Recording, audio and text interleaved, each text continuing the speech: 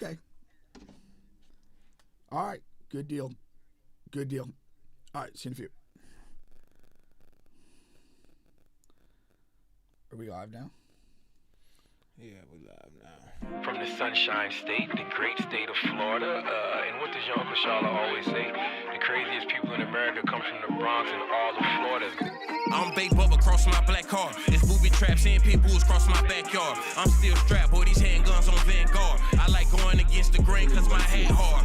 Babe, I used to thug hard to see this crack hard. I don't thug nothing but the motherfucking task force. Me and 2 Rook running shit, we like the fat boys. Paid cash for it, so I try this and fast forward. I put it all in your face like you asked for. Most of you love frontin' like the dashboard. I get it chalked out like the blackboard. I got the ghetto off glass like the backboard. Most of my niggas ride till it ain't no gas for.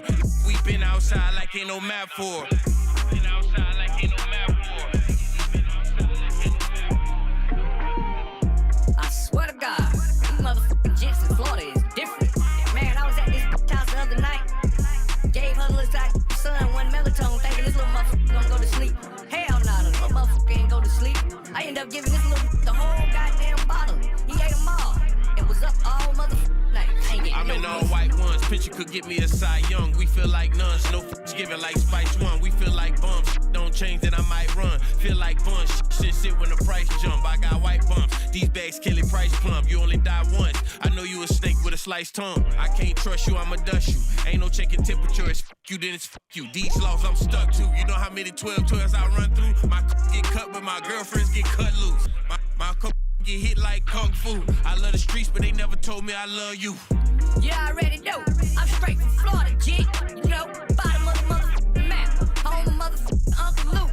Home of Trick Daddy. Home of Kodak Black. Nothing but gold teeth, wigs, and motherfucking sticks. You already know.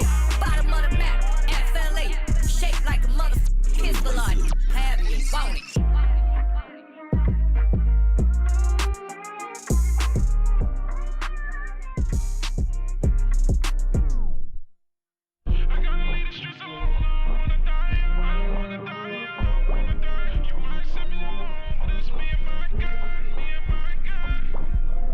I ain't got no damn business at church. Cause all I be doing is looking at damn prints in that bitch.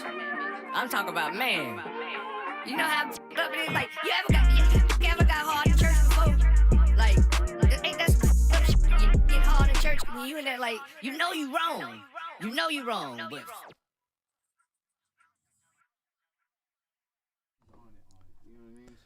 Welcome back. You're back on the Bench Podcast with Bubba and Pink, home of sports, music, and mayhem.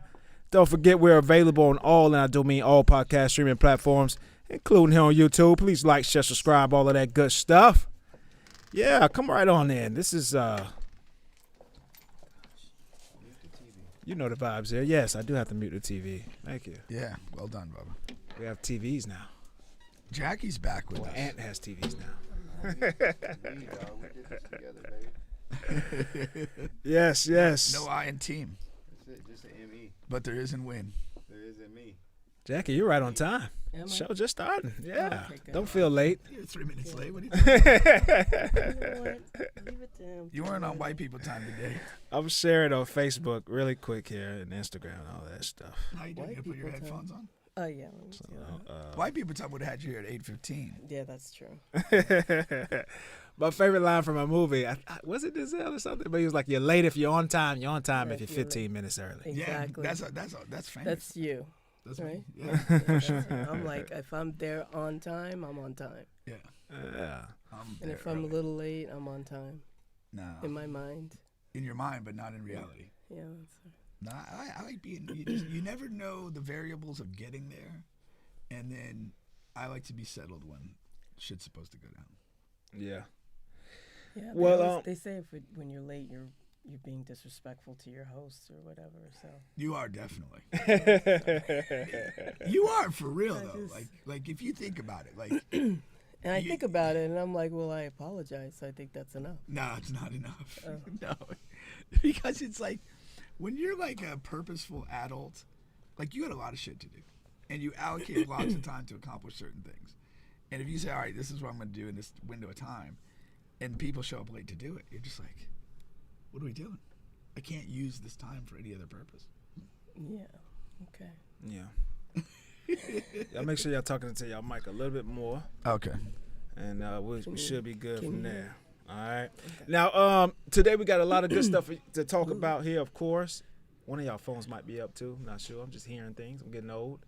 We're going to be talking about Diddy, found not guilty on a few charges and guilty of 2, I think, right? Yeah, 2 out of 5. All right. Some NBA moves that are going on here. BYU, they don't really catch the show. They don't get to the show that often. All right. A judge here that I disagree Mainly with. for the origins of this story. Which one? BYU. Yeah, I know, right? I mean, we are pro premarital sex here on this platform. And then some dark humor stuff that I hope we get to. All right. You're against premarital sex, Jackie? Well, what do you mean premarital? Like, no, not what do you mean Before premarital? people like, get no, I mean married. like what kind of sex are you talking about? That's what I meant. All 3 holes. Oh. Oh. What other kind are you I was- referring to? well, I mean, I mean, if there's bestiality is off the table for me if personally. there's no Yeah, that takes a while. penetration, I don't count that as premarital. Okay. No, we're talking penetration, you know. Oh, okay. Well, I wanted that's to another thing about that. we're going to get into this to Diddy. Do you have Pause. do you have a lot of non-penetrating sex? What were you saying, Bubba? Well, we need to explore that a little bit. Is that a thing for you? Sex is between your ears, like that. That's a big part of it. Like you have to. Your mouth is between ears. your ears. And can we talk about Diddy? Can we talk about Diddy, please? I thought we were warming the crowd up for that. Anyway. You guys starting to show off hot, man. You guys starting to show off hot. Vapors. But let's do so. Okay, so yes, of course, this is the news today that Diddy found not guilty on charges of sex trafficking, and Rico guilty on counts of prostitution.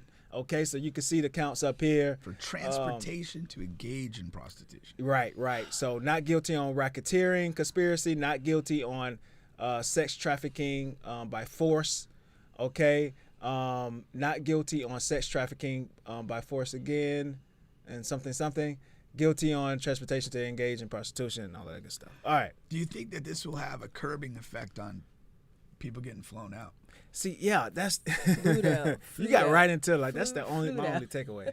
Right. What is it? Flued out? Flew out. Flued Yeah. out. Flued out. Yeah. I think that it should, because basically that's all they found him guilty of. I just think it's so absurd. What's it really absurd? Is. Just finding him guilty, period. Like, Really? yes, because I feel like they were engaging in, like they got paid to do a job. And I know it's prostitution and all, but the fact of the matter is everybody should be going down and not just him. Like, if that's the case. Who do you mean by everybody? Like the escorts and the hookers. I mean, who he's being, he's found guilty because of those two, or whatever. There were several of them, right? I mean, again, without being in the jury, my understanding is that the male prostitutes used in the freak-offs typically were brought to the location of choice. Right. And so almost just technically, you're going to be guilty of that offense. Well, I get that. Is that? That hurts. What was that? That's my phone. I'm trying to check y'all level. Oh. Go ahead. I agree with that to an extent. I mean, I understand that. Yeah. But then I feel like, I don't know. It's just, I just find it hard to accept. I felt like the jury felt compelled to find him guilty of something. And So you think this represents the minimal compromise that you can to find him guilty of something while not being able to convict him of the more serious charges? that's what I was going to say, but yes. Okay. I have a way with words. Yes, you do. You're a wordsmith. Yes, I am. And a master coxman. But what you think about that? Her take on that? No, that's typically what juries do. Yeah. That's typically what they do. They'll absorb all the evidence and they'll have a gut feeling of what they want to do. And then they kind of like look at the charges and the instructions from the court and kind of fashion a compromise as to what they're okay with. Right. And I think that's what this represents. I also feel like too. I mean, I think with the evidence presented, it's hard to find a not guilty on those particular charges. Right. There was no it's controversy not over gray. that. There wasn't. Right. It wasn't gray. Yeah. So it's kind of like we're kind of stuck with that. Yeah. 1 + 1 = 2 on those charges, and when you do that, like you do. If they were to go not guilty on those charges, I don't know what level of interest the state would have, but that would be like an appealable issue. Like they could send that to the appellate court, and the appellate court could say, conclude like we've reviewed all the testimony. There's no controversy as to the testimony of these particular facts, which constitute this particular crime. Therefore, the jury was in error in the verdict that they rendered, and so then it would get kicked back, and the state would have the feds would have an opportunity to retry the case. But again, with all the money spent, all the attention, and what definitely feels like a failure, they may not have the interest or stomach to do that. Yeah, it definitely feels like a failure. But and on the other side of things, I can see where people are saying like, hey, it looks like they just wanted to muddy his name, and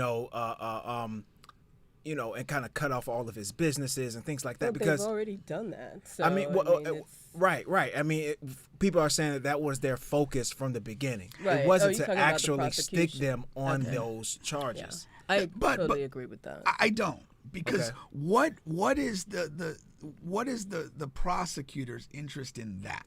Yeah, I don't know, but it's Like I could see like. Are they running for re-election?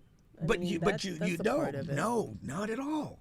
If what you're saying under this scenario is that we're going to go through this whole prosecution, uncertain that we're going to actually win, but our real goal is not winning. It's just making a mess of his name and cutting into his economic holdings. But for what go ahead. But that would be the potential act of a business rival or somebody that has personal animosity toward him. Gotcha. But federal prosecutors aren't necessarily moved that way. But from what I'm told, I mean, unless like you'd almost have to have it.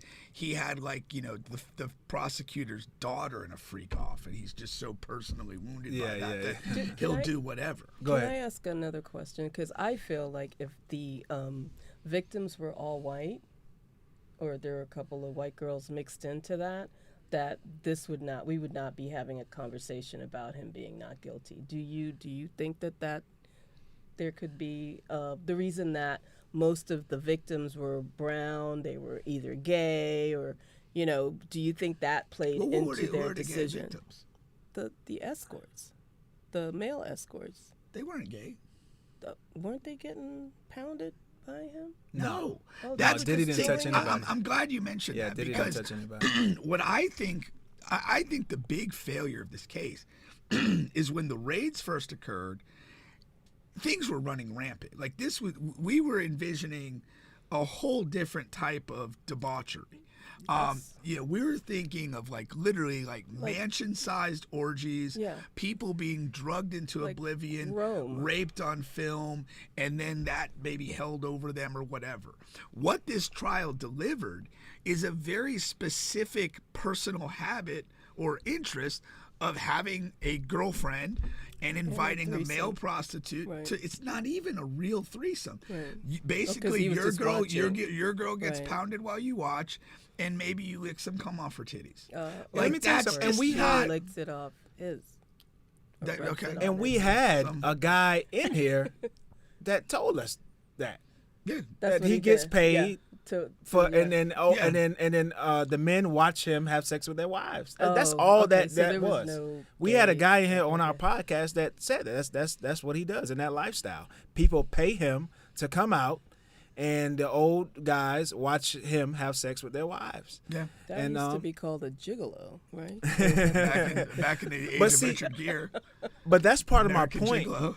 That's part of my point, though, because I was told that when a RICO case like something like this is brought about, like they're supposed to have like an extraordinary amount of evidence, right, and witnesses, and like they have you already there. Yeah, they just have to go through the court proceedings and that they didn't have any of that. Yeah. It was like they were putting shit together as they went along. Yeah. But they knew that they wanted to take him, that they knew that he should be the target, and they want to figure out a way to make something stick. I found that it was, I just think it was overkill. I can't imagine there's not any additional, like, something there when, like, you know, these are smart people. These are people that devoted their whole life into law. They have to, they would have had to know that wasn't enough. But They would have had to know. Here's, I think, a couple of problems. I think maybe when they first acted on the raids, that they thought there was going to be more meat on the bone. And the raids were flashy. It was all over the news. Yeah, the baby oils and then, like, this public momentum anti-Diddy rolls in. Right. And now you're kind of, like, obligated to prosecute. Because what you're going to say, we did all these raids, this, that, and the other thing, and after careful consideration, we've decided that we're not going to pursue any charges. That would be a hard L. That would be, what the hell are you guys doing? So I think at some point they thought there was going to be more out there than there was, for whatever reason. They didn't get what they wanted, but they were so sort of 10 toes into it, they couldn't just drop everything, so they had to fashion the best case they could with limited resources. Now, as an attorney, like, you can be legally brilliant, but at some point you are confined to what the evidence shows. Yeah. You know, you can't, you know, it is what it is. If you got a bad witness, they're a bad witness. If you don't have enough evidence to connect certain dots, you can smoke and mirror, but you may not have, at the end of the day, the evidence to connect the dots. And I think that's probably a little bit of what happened. And I think that makes also sense. that the salaciousness of the entire, you know, the entire case. Also, I think that they thought maybe that was gonna be enough to push the jury over the edge too. Because I know it was just like every day something juicy and something really obscene or whatever would come out. But I think they underestimated the jury. Yeah, no, 100%. Sonny is asking, did he get rid of the real tapes before the raid or whatever? And they did collect some tapes. It's possible that there was some other, but here goes the thing about the tapes, whether real or not, or he got rid of some. There were no other witnesses that came about other than Cassie that we already knew about that said they were like beat up or drugged or whatever. And we thought there was going to be like a long line of people that came on stand and said that. Mm-hmm. And the only thing we got was a Kid Cudi, a rapper, who said Diddy broke into his house and locked his dog in the bathroom and opened Christmas presents. And may have, he thinks he blew up his car, but he didn't see it. Nobody has any evidence. Right. And that was the only other thing. Now everyone else that went up there, they had recounts of what they seen him do to Cassie or whatever, and bad like a rude behavior. As far as his assistants that work with him and stuff like that. Kind of being an asshole. That was the rest of the witnesses. Yeah. And that's why, I mean, as the first couple of days of this unfolded, there was definitely, is this all we got? Like, when I are they remember you dropping said the that. other stuff? Because you said they're supposed to come heavy early. Yeah, right. you want to get the attention right away. And they really centered it on Cassie. But the problem that you have with both of the female figures in this is like the text message stuff where they're saying, yeah, I'm ready for the next one. And like at the end of the day, the jury was probably, I mean, the thing is, these jurors heard what we heard at the beginning. Like I'm saying that during the raids, Diddy's been on the scene for 30 years. Like you've always heard whispers, this, that, and the other thing. These juries are not under a rock. They were aware of a general notion of what was going on. And I think, just like me, they had much higher expectations for what the prosecutors are going to walk in and show them. Right. And it let everybody down. Like, you basically had two weird relationships with women, which you were an asshole and possessive and jealous and a general dick. Guilty of domestic violence, too. But the key was that was not one of the charges. That wasn't the charges, right. Right. And there's no way that jury didn't know that she had $20 or $30 million for that. You know, and so in their mind, they can see some victimization in her, but they also say, she's got a lot more money than I do. Somebody hit me in the and damn she head. stayed in it It's- for yeah. like 10 years. Yeah, Like, you I stay. mean, You got just- 30 M's. You stay because there's a like I follow this girl on Facebook, and like she's going all in. Like, oh, I'm deleting everyone who's happy that Diddy is getting free or whatever, and he's this and he's that. And I'm like, well, you know, like you said, aside from the one or two relationships, we didn't see like this serial woman beater. You know what I mean? So like, is either okay if you take that stand, then you just have to fucking take that stand with every man who has ever Yeah, let's start with the been president, aggressive with okay? women. Let's You start know with what the president of the United States with his 34 felonies. Yeah. walking around And that's free. the thing. You look at this verdict, and he gets 2 of the lighter. That other motherfucker had 34 felony convictions on him. He got the charges, and they convicted of him. And Yeah. look where that asshole is. Yeah. You That's- know, that's and crazy. and when you look at this, there's so many levels to this. There are people that are happy that that he got off because they were unimpressed by the case and didn't feel that should be like a life sentence by any means. There are people that are just fed up with this country, with its racism, with its hypocrisy, with its nonsense. Hypocrisy. And to have some asshole in the White House convicted of 34 felonies, I think in the same jurisdiction.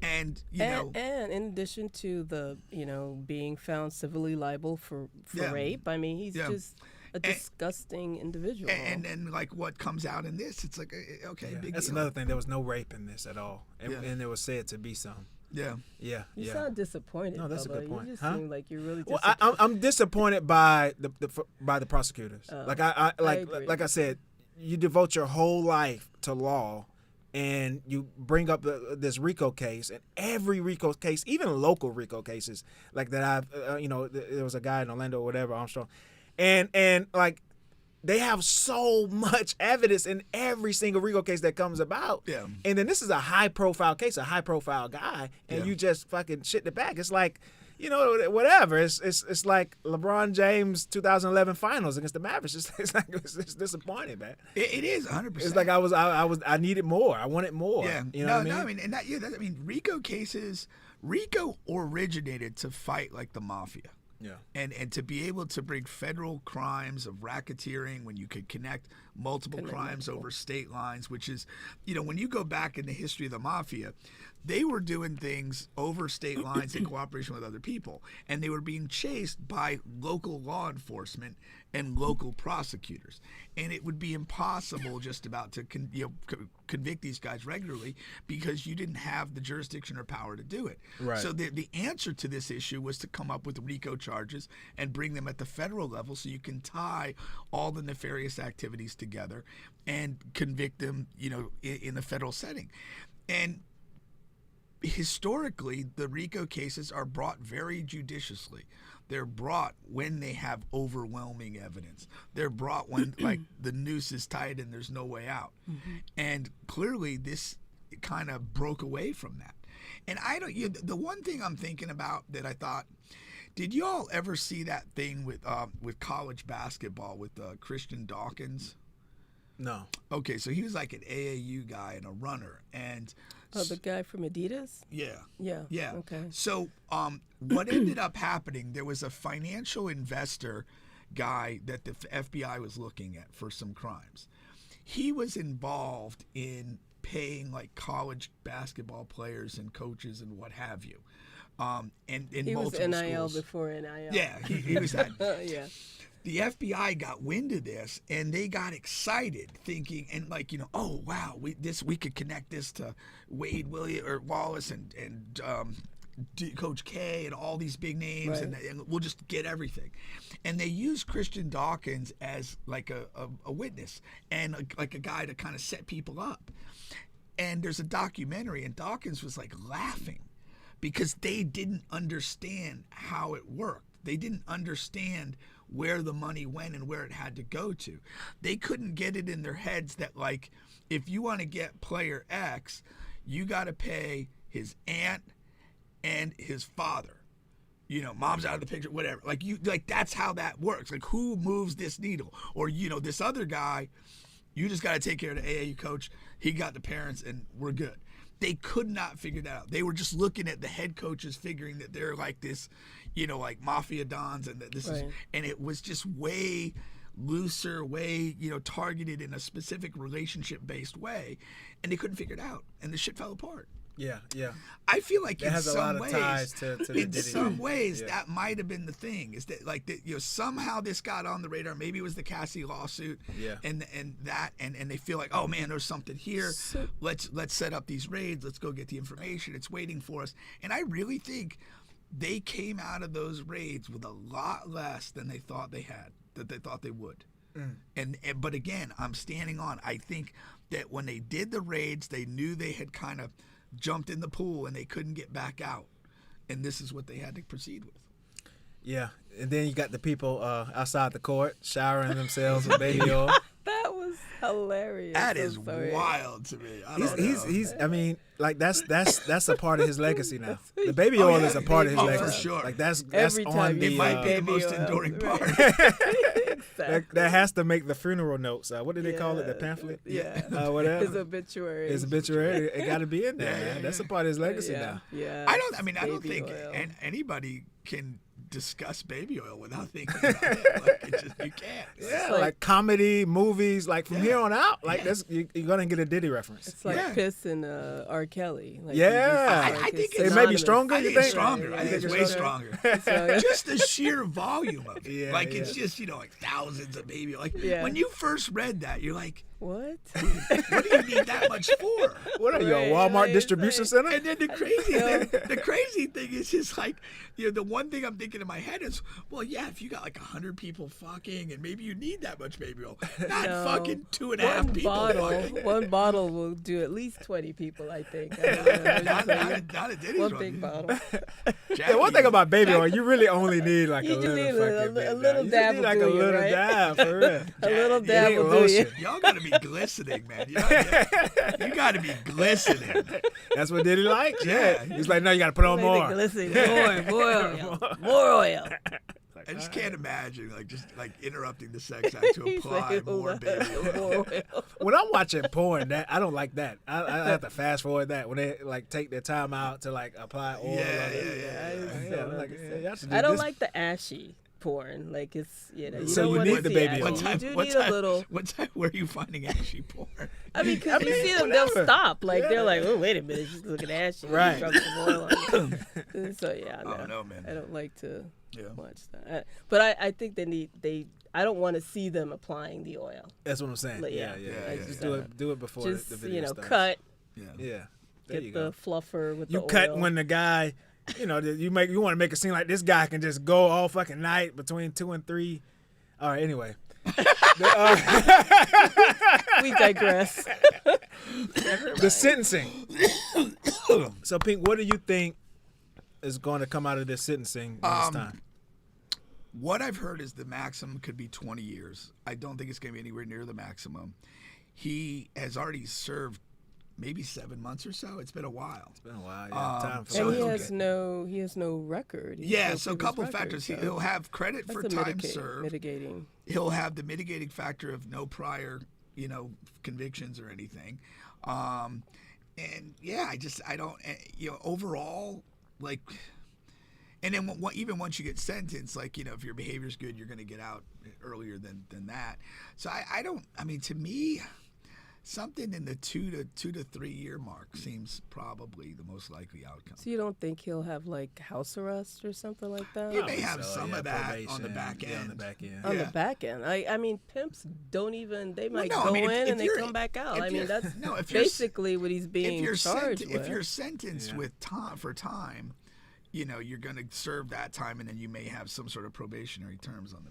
But on why the should he release. get any time at all? I mean, it was just, I mean, I don't know. I think just that's a perfectly fair. I mean, he could literally be sentenced to time served, and maybe some form of probation Right. or whatever. That could happen. And the reality is, if it was a no profile person convicted of the would've two charges, happened. that Yeah. would be the outcome. right. But if it was a no profile person, they probably wouldn't have the time served because they would have had to bail and moved on. And I'm sure that's what his people are going to be arguing. But like, I feel in my gut to kind of like soften the L of this for them that they'll Once again, do something. the judge probably feels compelled to do something. keep face, like Yeah, to yeah. try to give the prosecutors something to Yeah. work with. Yeah. Yeah. Now, what's interesting is the judge was kind of rushing this thing together because he was like, I've heard enough. That's enough. Like, you know what I mean? And he was trying to get a during the decision during the verdict or during the whole trial. during the verdict. Okay. Like he was trying to get a decision last week, like by last Friday. Like he was Yeah. like, we Probably need this going before to the Martha's holiday. Vineyard before the summer or something like that. He's trying to get 4th out. of July weekend. I mean, Right, he could have big exactly. plans. Yeah. I mean, He's gonna apparently fly so. in a side piece or two. Got all that baby oil in the back now. What the hell? Yeah, well, we'll see. That's when can we anticipate the sentencing? You think? Have you heard anything about No, it? I Didn't he say heard Monday? Monday? Did he Oh, say I don't know. something like- I heard he was. The last I heard was he was trying to post bail and get out Yeah. for the Oh, time okay, being, that, but I know the that bail. was denied, so he'll be in. Now I do think his team will probably push for something as quickly as possible. So, to me, there's no reason it can't be within the next, So why 15 do to 30 you days. agree that he didn't even get bail? In hindsight, no. But you do have to put it in context that somebody of his resources could flee. But where would he go? Like, why Anywhere. would he leave now, knowing that he's probably going to No, you're get like saying a really light okay, sentence? no, okay. You're saying if I agree with the bail now. Yeah. Yeah, Like, why wouldn't no, they I do not. grant bail for him now? I do not. Although low key part of this could be like that they wanted to minimize the scene in the street. Because if Everybody's if walking they, around putting baby oil. yeah, no, I mean like there's a crowd there. There's Yeah. whatever people were whatever, Yeah. and like if he posts the bail or whatever, like he walks right out to the street into a microphone and who knows what happens. And who knows what happens? They may 'Cause not. I still don't they, know They what's. may not have wanted. I mean, that might have been the biggest circus. motivation. They might have just wanted to curb the circus a little bit. Yeah. Now, You know. Diddy's never been the person to even talk about his personal, into any type of detail anyway. But I am interested to know, like, when he does get out or Yeah, get in front of a camera. what's next? What? Not even more so. What's next? I just want to know what will he say something about Well, it? well, that's what and I to what mean by extent? that's what I mean by that. Is he gonna go on a press run and I kind doubt of it. like tell his Podcast, side of the I think story? he's gonna try to keep it low, because I know if that was my dad, I'd be like, dude, I don't want to see your face. Like, I can't stop thinking about all the I don't know. crap that I've been Well, he does have hearing daughters, about right? you. Yeah, he has two Okay. daughters. The so- sons probably don't get it Didn't now. The stop. sons probably Didn't knew stop. sons or are were giving there. They were high participating. fives to Yeah, each other. the sons were probably Yeah. there, most likely. Lead by example, Dad. Yeah, so I think that he's probably gonna keep it, try to go And low key, maybe go to an island and I was hang going to say out that for- means yeah. disappear. Well, that's yeah, what I they're think doing. there's a couple different things. There's the like literally like leave the country, find an island, find a peaceful place, and just kind of be out of the limelight, enjoy your money, and reset your life. There is the kind of just like don't do the press run, but just kind of go Try back to to go back living to- yeah. and just kind of whatever. And then there's the kind of the press run option where it's I'm going to go ahead and confront this. I'm going to talk through it. I'm going to have Be my side of the indignant. story Yeah. and do that, and then and then kind of like in the hope. I think whenever you do that, you're trying to channel into that cycle of apology, redemption, etc.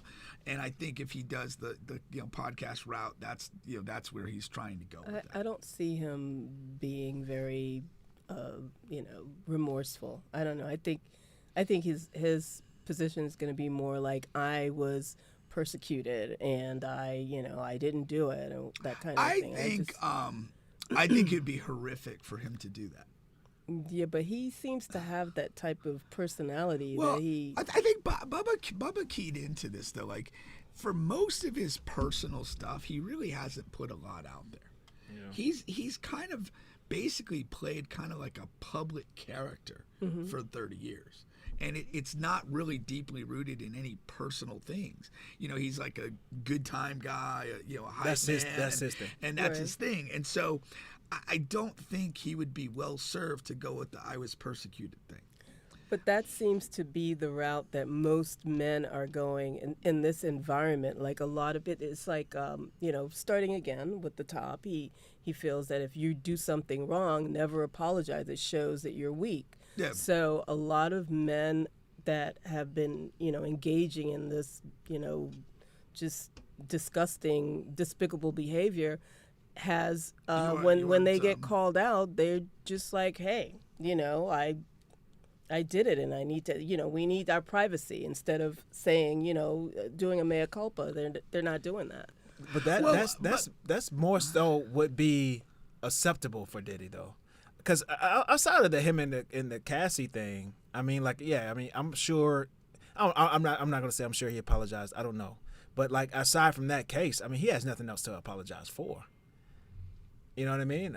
Theoretically, yeah. Yeah, I mean those people got paid. They are happy. Like Right. The one guy, the Punisher guy, he's on like a fucking podcast tour. Yeah. And I'm sure they're paying him Punisher. to be on there. And he's, you know what I mean? And he's One of the prostitutes. I need to look him up. well, it's not anything to do with sex. He might have slid out of your price range, Jackie. Depends. He got that nickname for playing basketball. So Oh, yeah. is that what? Really? Yeah. Pounding the pavements.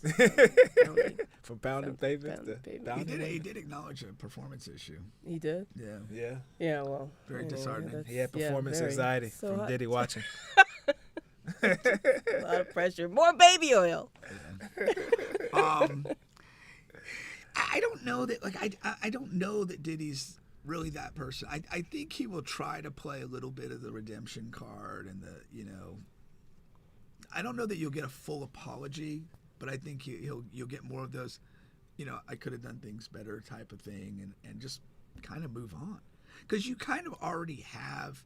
I mean, there are people that are happy that he's not convicted, and I think you lean into those people and that general sentiment, and I think you misplay it if you want to do hey, they persecuted me, this, that, and the other thing. There's more of a positive vibe around Diddy than there is R. Kelly. I kinda Yeah. said that Oh, last for week, sure. too. Yeah. You know what I mean? Like he can Yeah. come back and he can he can re-enter the hip hop life. I don't know about He's the, going the to be the par- mogul. the party stuff, Right, yeah. but he can come back into the hip hop You know, lane. he'll and probably go the church route. No, that's big. He might be That's- going yeah. into the church some route. people say very that on big. Do TikTok. you guys on there. think that he's going to dye his hair black again? Because I Yeah. saw like pictures. It's tough to be cool with the two-tone. He's going to be using the Beijing. It's tough to be the man with the racing stripes. Looking The like older Grady black guys, from Sanford the older and Son. black guys do good with the salt and pepper beard. Yeah. You know, but Yeah, but I don't know. About I don't the think top. that's his vibe. You don't I don't know know. about the Nah, top. I don't think. If it was just the beard, I could see that. But the top too, yeah, that's I Yeah. don't know. Nah, He looked just like Grady That's from rough. Sanford and Yeah, I Son. know. I don't know. yeah, I think he's got. I don't know how he's gonna pull that over. Like, I just don't know. I can't wait. I hope we get Well, some luckily actual for him- photos of him. I was about to say, luckily for him, it's not like it's been on video. So Right, it's not, yeah, you it's can just- you can yeah, get it's out just quick and go pictures. back to the dye and you Yeah, know. to the top. Circle back to the top. Yeah, I was yeah. just wondering about that. I was so like shocked when I saw it. So I was like, what? My whole bunch shared this funny video. Is Drewski, he's the comedian or whatever. He does a lot of videos on Instagram, those funny videos, and he has this thing right where it's all a fucking like farce. But he's like judging people. He has Those are great. record label, Yeah, and those he's are judging Oh the yeah, people yeah, who yeah, are yeah. performing. Yeah. And it was like a group With of the four table. guys. Yeah. Oh yeah, Drewski's at the table. It was like a group that came in. It was four guys. They're rappers, but one was an older man, and it was like three younger guys. And Drewski asked the older guy. He was like, "Hey, can you do something for me? Can you take your Scully cap off for me?" and he didn't want to take it off. And he finally took it off, and his head was like fucking crazy. He had the two sides thing, but nothing in the middle. George and it was Jefferson, gray and nappy and black, gray, black, nappy. And he was so pissed. He was like, I don't know why you told me to take my fucking hat off. What does that have to do with anything? He was like genuinely mad. That's funny. Nah, he's great in those. Once again, you're still on the bench podcast with Bubba and Pink, home of sports, music, and mayhem. We're available on all, and I do mean all podcast streaming platforms, including here on YouTube. Please like, share, subscribe, all of that good stuff. Let's move it along here. If a sentence comes for Diddy, we'll come back and discuss that next week and go from there.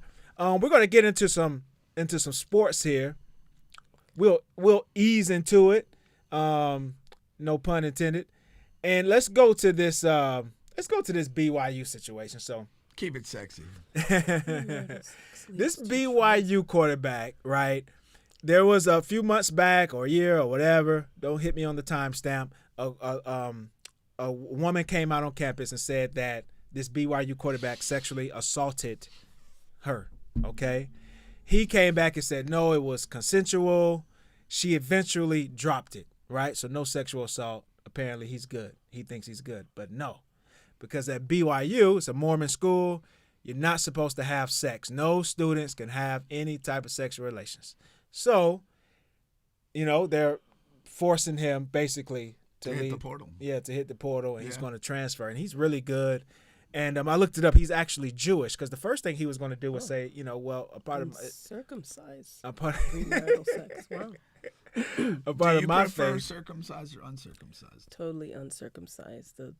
No hoodies for me. No. Do you like Absolutely. uncircumcised? I like uncircumcised. Yes. Okay. That's what I said. You like circumcised. You want the hood? Or no? Nothing. Like, you have to be circumcised. I need That's just so you want the circumcised. She moil, phrased it a little moil. funny. Yeah, I just want the listening. Yeah, don't audience try to confuse me. your preferences. On your penis Try- preferences. But it's you lose an inch or two.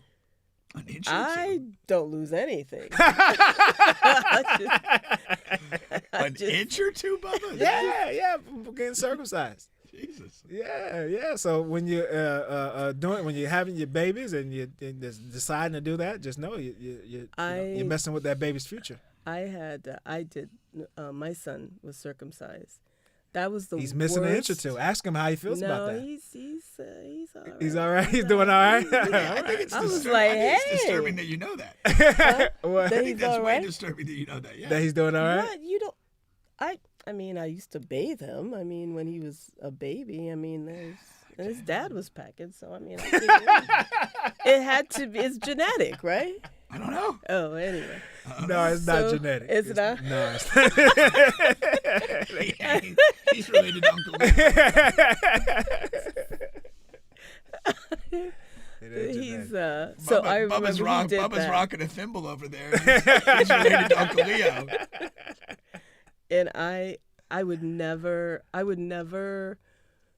don't think I would do that to, if I had another child, I don't think I would subject him to that. It was just a horrible. It's a pretty horrible- gruesome. I hear It's a pretty it gruesome is. day. It is. I it was is. bawling. Yeah. And I wasn't even So getting. okay, see, we had another. We'll come back. Oh, so sorry. no, it's okay. So you're saying you would subject another child to that, I would but not. you prefer circumcision. So how you know what I mean? So Yeah. what?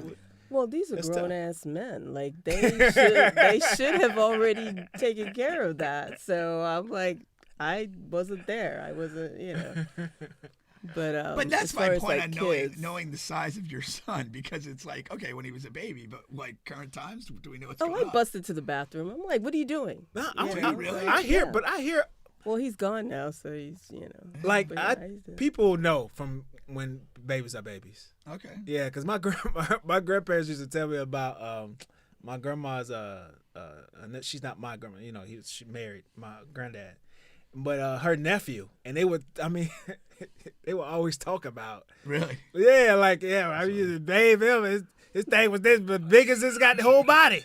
So I don't know, So you didn't, your kids, none of your boys are circumcised? They are. Oh, they are? Yeah. So weren't you there when they did it? Yeah. He said it was a gruesome. Yeah, it was a gruesome experience. Oh, yeah. Yeah. But Yeah, I mean, a necessary evil, I suppose. Yeah. Yeah, I think so. You know. I think it's really important to have that. In the end, you do it, but there's a growing community that's like, you should give the baby the choice. That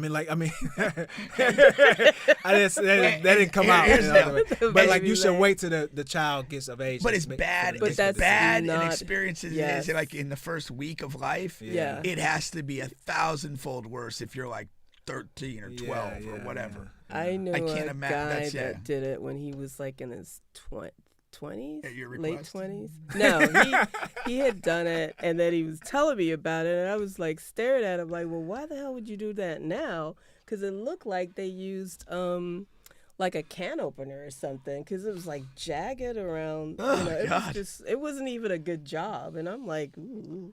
Like, what are you gonna do with that now? What are you gonna do? I thought he was trying to do you. No, I mean, I was like, ugh. I'll pass.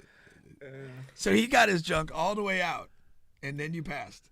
Yeah, because it was really that's like tough. it was like Yeah, a that's brutal. butcher had. That's brutal. You know, that's brutal. That's brutal. I mean, he was handsome and all. Doesn't but matter. I was if just the like, junk comes out and no action follows, that's just a bad. Yeah, that's like a guy who's doing all that fancy dribbling. Yeah. Then he air balls. Yeah. I can't do nothing with that. I'm man. sorry. You know, it's like That's really tough. Yeah, he is. It's it gonna be was- hard for it him to was get on the bad. stat sheet. You're a savage. What? That's just No, tough, just- man. What?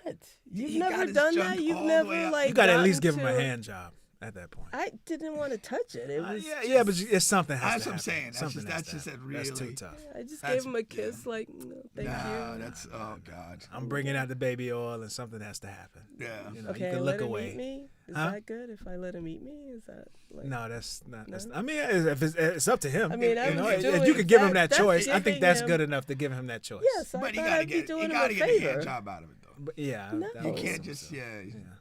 But I'm that would be letting my you move. do that at to least. me. But yeah. What? Like I'm giving him an option. Yeah, but I mean, he goes home with no action. I mean, no, you know. Yeah, that's tough. Maybe like use my feet on it or something. I don't know.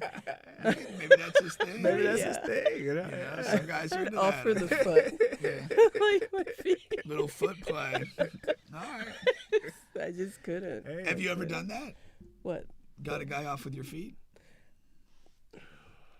No, but I've done that. Okay. But no, I've Just weren't never- successful. Yeah, it's just a lot of work. Like I just don't want to do all that work. I'm not that doing that extra I stuff. never had that before. Really? No, not the feet action. I like women's feet if they're, you know. Jackie Up might to have date. 15 seconds was for you I was gonna say, let's for- talk about it later. before fatigue Meet kicks me in. behind the building. Before fatigue kicks in. She's gassed out at 15. That's hilarious. Okay. Let's get back on track here. Okay, yeah. Get back on track. Serious. Let me read. We're talking about Brigham Young. We're talking about Brigham Young, Yes. the quarterback here. We're talking about the quarterback who was accused of sexual assault. Okay, the sexual assault case was dropped, and the school dropped him because you can't have sex on campus at BYU. And there's also a black young kid going up to play basketball at BYU next year. He's got the biggest NIL deal so far.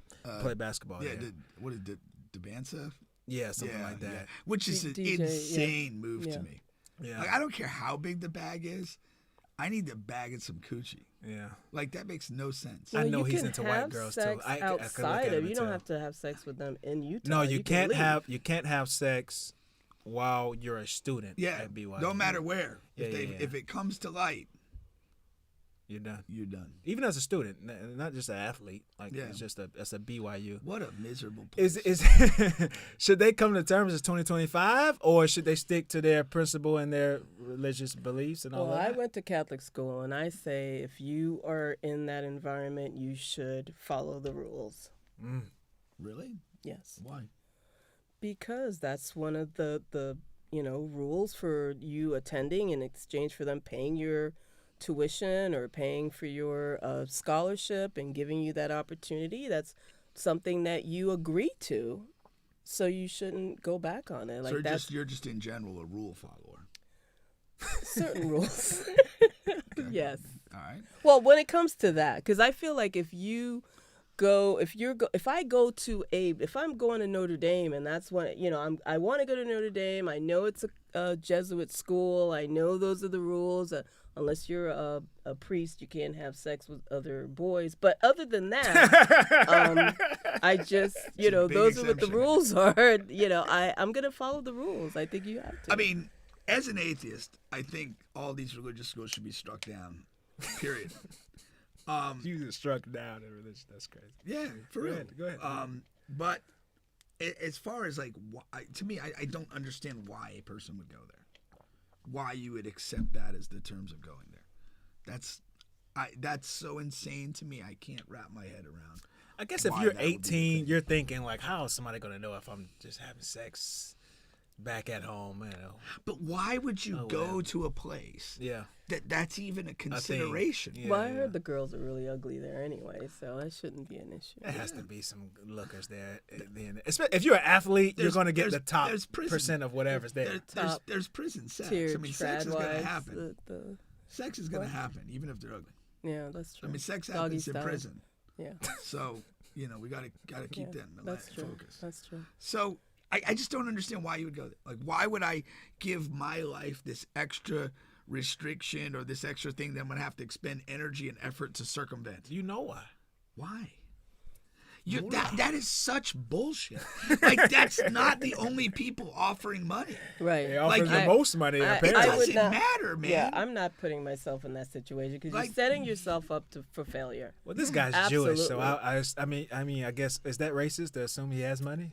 I don't know, but Well, but I- no, but that's know. but that's you not feel even guilty. But that's Right? not even a thing either, though. If you're going to the highest bidder, that's your top priority. It's not about, you're only about that money. But if you have talent, you're going to get money. yeah. Somebody's going to pay for your Right. services if you're the guy. Yeah. But why put yourself in a school where this is something you have to deal with? This is ridiculous.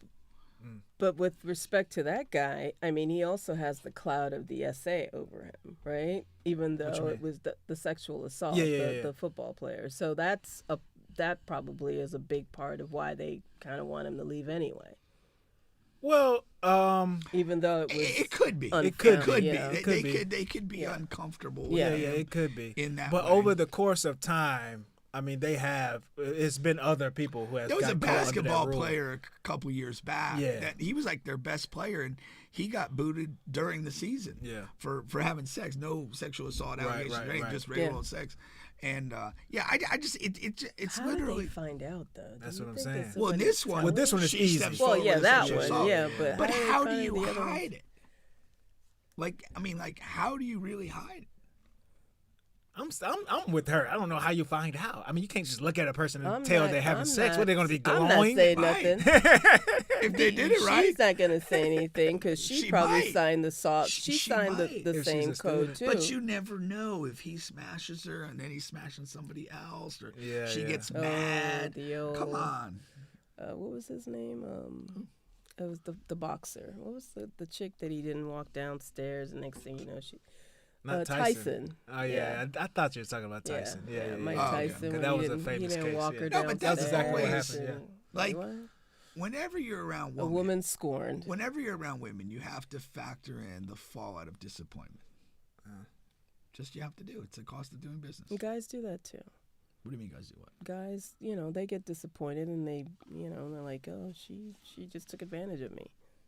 But they don't say it in sexual terms, though. What do you mean?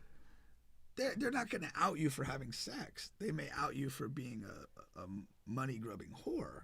Or a slut, but they No, Oh, they're the not money- going to say that. no, they're not. Oh, It's just the okay. money, or the taking advantage of. But the taking advantage of is the money. If you're getting the sex, you're not getting taken advantage of. You're having a good round. Yeah, but I'm saying guys can also snitch and say, hey, I smashed her. And then next thing you know, the administration is They like, can. Was that Pinkus said it's snitching or is unlikely. that bragging? so guys are, oh, what? Is that Oh, snitching or that's- bragging? Oh, Is that snitching or wow. bragging? Okay, I see. You're right. I Is mean, that snitching or clearly in bragging? that environment, I would not subject my kid to go there. I And would you have a absolutely not. college age kid. Like, yeah, like Yeah. if BYU. Unless that's how he was raised. But wait, it wasn't. But like, if you had BYU like hitting your son up, to transfer, would you be saying, "Hey, let's think about this. This is not probably the Well, place you want to go." I know. I would be just so disappointed. I would be like, just don't do it. I would tell my son. But that's don't what I'm do it. saying. Like, Yeah. if you, I would tell him don't do it because I know that he's not going to be able to go there and just, be himself, read the Bible and yeah, no, for sure. masturbate. You can masturbate, right? Maybe you can. I'm not sure on Is the that real. something that- We may need to Yeah, contact. allow- the- I mean, may need because to maybe contact that's the a rule too that they can. So it's like a lot Maybe of so. pressure and Lot of If baby they, oil. if they can, a lot of those girls are going to be using a lot of feet over Yeah. there, right? I was gonna say, I think we have to consult the registrar to see what the policy is. what is the policy regarding But that was this thing. images? I remember, like, we were like really young, but my homeboy, I'll go if I can say his name, Travis Harris, and First and last. but it was his brother. It You was got a social Oh, too?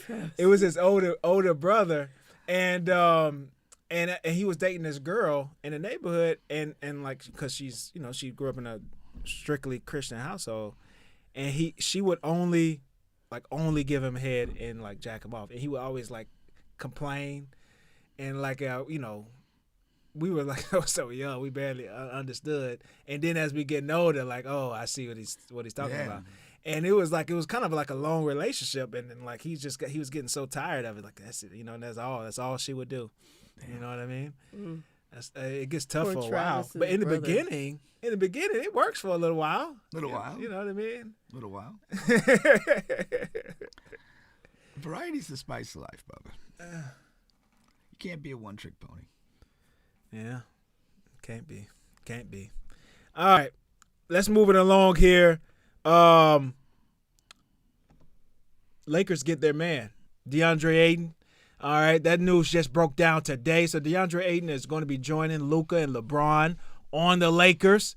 Okay, now of course, coming off of last season, it's been apparent that the Lakers need a big man. They needed a center. I mean, Rudy Gobert looked like Wilt Chamberlain literally against the Lakers in the playoffs, and so you need a center, and it's just a little. It's a few pieces to a lot because you come into the off season, you could have more money to spend depending on what LeBron does, whether he opts in or opts out. All right, but he ends up opting in to his massive $52 million contract. So now you have less money to go out and spend. DeAndre Ayton is probably the best center on the market at the time as a free agent. Okay, so he comes in now. He has a 2-year deal, player option on the second year, and he's right. When you look at DeAndre Ayton, there's a lot of good, there's a lot of bad. DeAndre Ayton is in his prime, right in his prime. He actually was in the same draft. If I'm not as Luka. I was going as Luka, Trey, and those guys. He was the top pick in that draft. He was the number 1 pick in that draft, so he's right in his prime along with those other guys. He's always been a double-double guy. Never have as averaged less than 10 rebounds, so he's always been a double-double guy. Okay, so those are the positives. The negatives are people just don't know how much he likes basketball really, and he has been like an issue in the locker room at times at every stop he's been at. What do you mean by that? So like he's a guy that like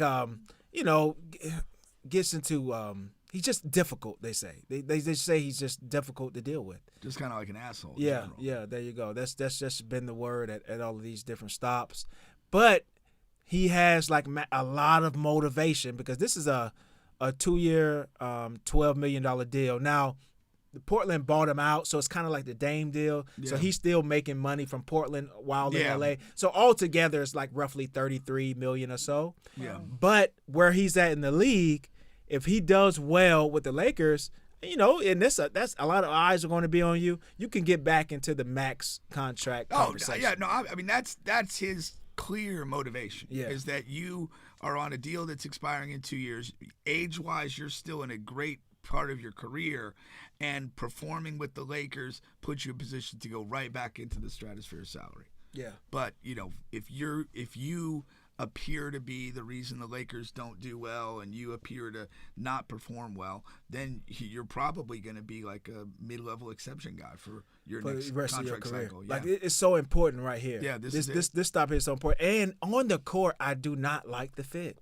Now they come out today. Luka has put out a message. He's excited or whatever, and I don't think he fits with Luka. He doesn't really. I mean, because Luka needs a rim protector and a rim runner center. I mean, that's just what he does.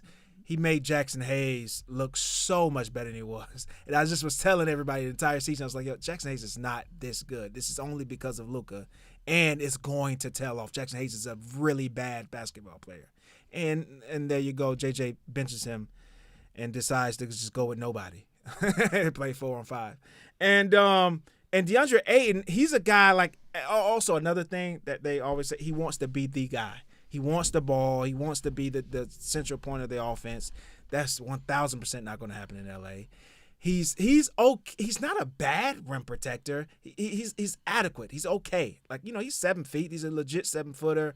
He's agile. He's okay. Okay, but he's not going to rim run at all. He's more like a face up, mid range. He could do a little bit in the post, a couple post moves. That's his game. So dump what it was down their, to me. but why do you think why did they pick him versus? Because they're the best on desperate the for market. size. Yeah. They're absolutely desperate for size. Yeah. He is the best option, and you're leveraging the idea that, hey, this guy, if he wants to make big bucks ongoing in the league, he needs to perform for us right now. Yeah. And so that aligns. I get where Bub is coming from. I mean, in a lot of ways, he's kind of more of a center of yesteryear than the modern game. And again, you can't do anything with that, but the Lakers need somebody. And so Bronny can't. He's going to play in the summer league. That's something. Yeah. So I think that it was just kind of like they have to do something. This is our best possible option, and we move forward from here. And he has the tools. Yeah. I'm not saying like he's not totally. You get a buyout guy that you don't have to pay all that much. Yeah. I mean, that's another part of it. That's Your another part. financial risk, for what you're potentially getting is excellent. 1,000%. So yeah, we'll definitely see. Now now you lose Dorian Finley, so you lose a perimeter defender. You bring in this guy. You still need some depth. If you take it next year seriously, because with the Lakers, the 2027, like after this season, 2026 offseason going into 2027, you have a ton of cap space, right? You're only going to have 2 to 3 guys on the roster. You can kind of remake this thing how you want, but at the same time, again, me and Pink was talking off air, and it's like, Luka's in his prime right now. Like LeBron claims he wants to win right now. Like, so what about this year? And again, you're gonna roll into. You made the Luka trade mid-season, and you're like, okay, we know this is not enough, but you play it out. You have to make that trade when it's you know what I mean. And now it looks like you're gonna be forced to roll this team again. It's pretty much the same team. Just add Ayton, and you're losing your best perimeter defender. And it's like, you're just gonna fucking punt another year. It's just not perfect. I mean, that's the thing. It's just not perfect. And I mean, in a lot of ways, if there was a market for LeBron, I would be, in tune with moving on from him. Yeah. But apparently the word is there's no market for him. Yeah. Which makes sense. You're basically a 40-plus-year-old guy who commands a lot of money, who commands a lot of the ball, and who is basically year to year. You can't build with year to year. It's not something that's possible. No. And again, you've got Luka in his prime. This was a necessary move. I don't think it makes them any kind of favorite. Probably entrenches them easily as a solid playoff team. But beyond that, I don't think there's any insurances unless something kind of funky happens. Yeah. So what do you think about Tyus Jones coming to the Magic? To Orlando? Yeah, I like that move. The one thing about the Magic, as I said, there's the center and the point guard position, the 2 weakest positions. And before the Tyus move, they did nothing to address either one of those. Looks like they were going to run it back with Wendell and the thing about their guards is they're good. They're defensive guards. They're really good, right? And I have no use for Wendell. I don't know why they continue to roll that project out at center. But what Tyus is going to be able to do is now they have someone to run the offense, get them in their sets, things like that. And there's enough. I mean, there's tons of defense surrounding him. So his faults are like going to be supported by the team. In Phoenix, it was not, at all. And so it didn't work out for him in Phoenix. When in his prior stops before that, he was like a promising guy. It's like, oh man, this is a guy who's one of the best 6 men in the league, and he can start in pinches for you. Yeah. I mean, he was perceived to be one Phoenix of the best really backup guards in the league, the threatening starters position. I don't like the move though. Oh, you don't? I don't at all. I think it's kind of useless because again, you have the investment in Suggs and Bane as basically your starting backcourt. Yeah. And then you have Black, who's shown something. I'm not saying he's unreal. And then you just draft Richardson, who's a small guard. Yes. And then you sign a veteran small guard. Yeah. So, like, what are we even screwing around with Richardson? Maybe you should have rolled the dice with a big then if this is what you're thinking. Or why sign Jones? Allocate whatever you can to finding another big. Yeah. To me, the move doesn't do anything. It doesn't serve an immediate purpose. There's teams that Tyus Jones is a good player. There's teams he can help in this league. I just think he does not have a clear role with a team like the Magic. I'm not mad at that take.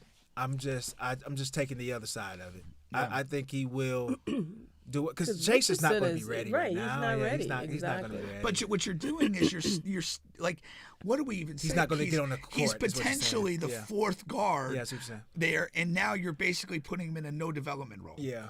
Which why bother taking? But I want Suggs off the ball a little more. Now I know you're like, it was only 5 people on the court, so what are you doing? I understand that, but like I don't like Suggs running the offense.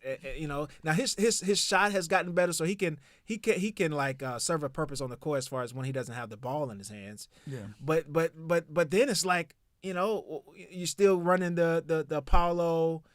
Heavy centric. I don't know. But the reality is that's not going to change. That's who Paulo is. Yeah, that's not going to change. He's going to suck up a ton of possessions and have the ball in his hands a lot. And Franz operates with the ball. Like you don't need there's not a tremendous need for this. So what you're going to do is you're not. Jason's not going to see enough of the floor. Potentially, you stunt his development and growth as a player. That's what this is. Which, if that's what we're doing, why do we bother to take that type of player to begin with? Yeah. But that's essentially. But didn't they basically do that with Jet Howard too? They took him and he just. Yeah, Chet is a little different than this. Again, with a player's development, you have to have opportunity to grow. And if you're not having the opportunity, if you're spending majority of time in the G League and when you're in the NBA with the main team, you're not playing, like you're not developing. Right. That's a kind of a false narrative. I mean, you get better by being in situations and having to grow. And so that's my thing. If you're going to focus on a young player, let him grow, create space for him to do that. Like here's the thing, when you look at a couple years ago through a series of trades, the Celtics accumulated a bunch of first-round picks. Yeah. And they picked a bunch of guys through that window of time. The problem, and some of those guys maybe just were crap. I'll concede that. The problem you had was those guys had nowhere to go. You had a contending deep playoff team for that entire window of time, and you had dudes that soak up tons of minutes, and we've talked here, until Tatum got hurt, Brown and Tatum were like always available and soaking up minutes, and they would have other Kyrie in and out of there, other guys that can really play. And it's just like there was no room for those young Celtic draftees to do anything. They were deep bench guys, G League guys. That's just a horrible nightmare to start your career. You know where I agree with you on that is here because OKC is in that same situation where they have just a ton of draft picks. Even so, where they could have gotten this pick that Philly got this year, if the ball just drops a different way, right? And it's like, okay, what does OKC do with the number 3 pick in this draft? Like, what did they do with that, right? And next year they get our pick no matter what, pretty much, unless it's number 1, right? So if injuries ravished again, and we get the number 2 pick, OKC is going to get that pick. What does OKC do with a number 2 pick? He's barely going to see the floor. I agree with that, but I think if you're talking about a top 3, top 5 pick, there's a chance that guy might be good enough to force his way into something. Right. But how much worse is it for a guy that's getting taken like 11 to 25? Yeah. It's way worse. But again, the majority of those Celtics picks in that window were falling in that mid area. But OKC's in the same exact situation. No, I agree with you. They had 2 this year. They have a bunch of picks. Yeah. Where the fuck do these players go? What opportunities? They had a lottery pick last year that got hurt. Like now he's here now. Like what did they do with him? Yeah. With the lottery pick they had whatever from this year, or I think it was 13, so a little out of the lottery. Yeah. So you're saying the top 5 really count? No, that's not it. It's team by opportunity. Team. Yeah. Like if you have a championship caliber team and you've got your 8-9 guys deep, and you draft a rookie who's not like a transcendent guy, like he doesn't have a chance to play there. Right. He's not going to grow. That same guy goes to a team that has a need for him. Maybe he Right. starts as like the 8th man, and Right. by the end of the year, he's getting a couple starts. That player's growing and developing. Right. So even if they both start here, the guy with opportunity is going to end up better Right. in 24 months than the guy without opportunity. Yeah. Because you got to realize, I mean, all these dudes are like, they've been big time guys their whole life. Now they're not playing. Right. Like now they're. Let me give you an you're- example. It's like college. I'm gonna give you an example. Yabu was one of those guys from the Celtics. He was drafted Yeah, by yeah, the yeah, Celtics yeah. in that same stretch of time. Right. Okay. And he didn't like he couldn't develop because he couldn't really get to see the floor. Yeah. So they say, oh well, he's not a good player, right? So and then the NBA says, okay, well he's not playing for Boston. We're not gonna give him a chance. He had to go back home. Go back Europe, And yeah. and he go back to Europe and stayed for a while. Yeah. And I think Really, only through the Olympics, I think. He that's what performed I well think. enough. I think the only reason why he got another chance in NBA is because he did well in the Olympics, got the dunk on LeBron, and then Philly brings him in, and he played really well with Philly. Yeah. And now he's in New York, making some good money in New York.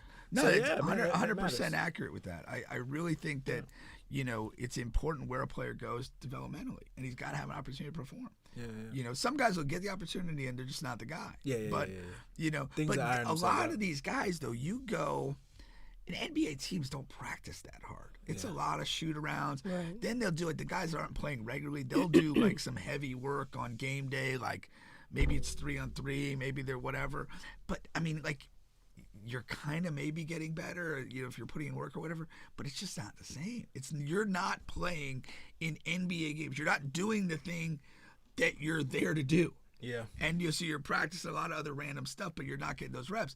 And so that just simple development, but also the psyche of the player, the Right. mindset when you're not doing anything meaningful and you're just, playing 3-on-3 on game day. And you Kobe get a said, couple "Go minutes ahead." every 4 weeks. What did you guys think about Ace Bailey and his? I heard that he did report. Yeah. He reported So to what Utah. What do you think about his not wanting to go to Utah? I don't want to go to Utah. So I mean, I get Hey, I David. get the sentiment, but I think he's a guy that I think he's probably surrounded by idiots. The decision to go to Rutgers made no sense. The decision to handle the draft process the way he chose to handle it made no sense. I just don't get it. How did he handle it? I didn't. He follow that. turned down a lot of interviews and workouts with a lot of teams. okay. He kind Turned of on all of them. yeah, and so like, what are we doing? You become like a known but an unknown, and you're not, connecting with teams. And Danny Ainge is a slick guy, and he kind of Yeah, because the thing is, he wanted to direct where he wanted to He go. wanted to go, right? And on but a he bigger did that scale. but he did that in such a poor way. That's what I'm saying. Yeah, Like yeah. like he apparently had a destination, but like he almost didn't have a plan other than to say, I'm That's not going to where I work out. wanna I'm go. not going to Yeah. work out. Yeah. Like, what does that mean? Like, what are we doing? Yeah, Was exactly. it Sharif Cooper? His dad. His And I think He his played for dad. AOT. Yeah. I think his dad fucked up his career. Yeah, because where is Sharif now? Fucking Turkey or something. I don't know. Who I don't knows? know. It's in goddamn Istanbul. Yeah. Now, and I don't know. I even Ace on the court. I didn't want Ace on Philly just from his fit on the court, and so with all of the off the court antics with the draft, it was just like I knew he wasn't going to go 3 to Philly, and like you said, Danny Ainge just had the balls to take him before his preferred destination, Washington, was like a pick or two after Utah. And it can't, and I know we talked about maybe wanting to be the guy and all that, but like, why would Washington be your destination? Like, that's revealing of a shitty mindset. Yeah. That's where you want to go. Yeah. I mean, they've done nothing but ruin careers for Wait a like minute, the 3 Bullets? decades. Where They used to be now? the Bullets Where back, is- where are back they in the now? days of gunplay. That's how relevant they are. They're to the me. they're the Like, wiz- they're the wizards. The like Wizards, Grant, like right. Grant Yeah, Wizard. yeah. The Wizards. Oddly Okay. enough, Utah has a lot more going for them than Yeah, Washington Bryce does. is there. Yeah, Yeah. Bryce sensible. it's not very good. Yeah, I like Bryce. Lake Highland Yeah. Yeah, alum. All right. utterly unimpressed with him. The other move that happened is the Bucks thing too. So you have the Milwaukee, Indiana so- Pacers. Well, the Bucks that's had to the cut guy. Dame. Yeah, they had to cut Damian Lillard in order to get in order to get Miles Turner over there. Why you got your fingers crossed? Because where is Lillard going now? Well, he's a free agent, so he'll get to choose wherever he would like to go. Okay. Apparently, there's been a couple of playoff contending teams, they say, that's already reached out to him. Lakers, Dallas, being a couple there. Golden State. Those are the 3 teams that has reached out to him reportedly. Golden State. I'm not mad at that fit. I think that's Golden State or Dallas. I don't see. I don't see in Lakers. I just don't see that. That's just like I know he's from another the West stop. Coast, and that's the thing. Yeah, just go back to Portland, man. Just go back to Portland. And just end it. Yeah. Warriors don't need any more old dudes. Like, seriously. I mean, what, practice is going to be shuffleboard? Like, what are we doing? Old dude off a ruptured Achilles. They're going to be passing out Viagra and having a village's orgy. Hey. More baby oil. More the better. Those motherfuckers are so old they'll need fucking motor oil. Because we're talking about like a year from now. Now there's Where's been the biofreeze? There's been reports that maybe he can make it like around April, May, like right in around that Playoff push. Yeah, the playoff push. Yeah. So he may not miss the entire season, right? Yeah. But if he comes back in relative shape and all of that stuff, again, that's sort of like an Ayton thing. He may even sign for like a vet minimum. Because Lillard's getting his entire contract. Yeah. So you don't have to. In theory, you probably wouldn't have to pay him much. No, I think that's totally. Unless there's a bidding war. I think all those contending teams are kicking the tires with the idea we can get him super cheap. Yeah. And if he heals, great. If not, it's not a great financial exposure for us. And it comes down to him. Like, is he looking for more, or is he just willing to just go somewhere to hoop and play well, or I don't know. I don't like Dame. I'm not a big fan. Haven't been forever. And I don't think coming off an Achilles at his age, particularly how he's playing before, like, he doesn't move the needle.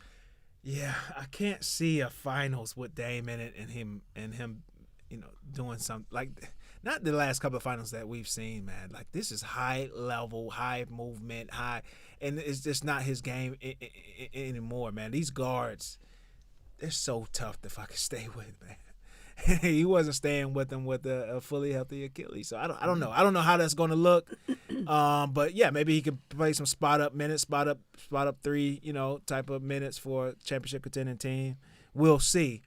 But the Miles Turner piece with him going over to Milwaukee. But I do want to revisit this because again, there's been, to me, I think, like a flawed notion of bringing in like these veteran guys who want a ring for championship.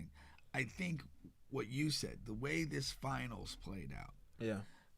We're not in that NBA anymore. I just don't think we are. We're not in that new NBA anymore. Yes, young. Shout out to Austin Rivers. He did a little commentary on like the way the Pacers and OKC are constructed with 9-10 guys that can drive, hit threes, defend multiple positions. If you don't fit that profile, you're not helping a contending team. Yeah. And that's just a reality. We're not in a situation where all you need is a savvy guy to stand in the corner and knock down the occasional three, and there's nowhere to hide him on defense. Right.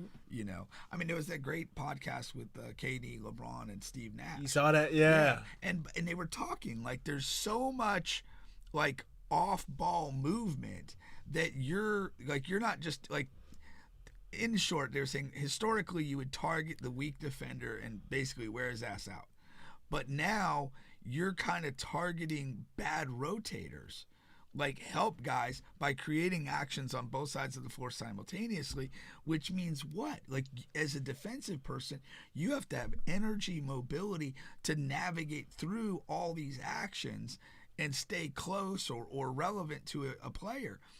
That's not Dame Lou. I mean, if you watched him walk around, I mean, he walks around like a manhole cover. I'd never seen a manhole cover walk. I didn't know they had I ain't legs. seen that guy play defense.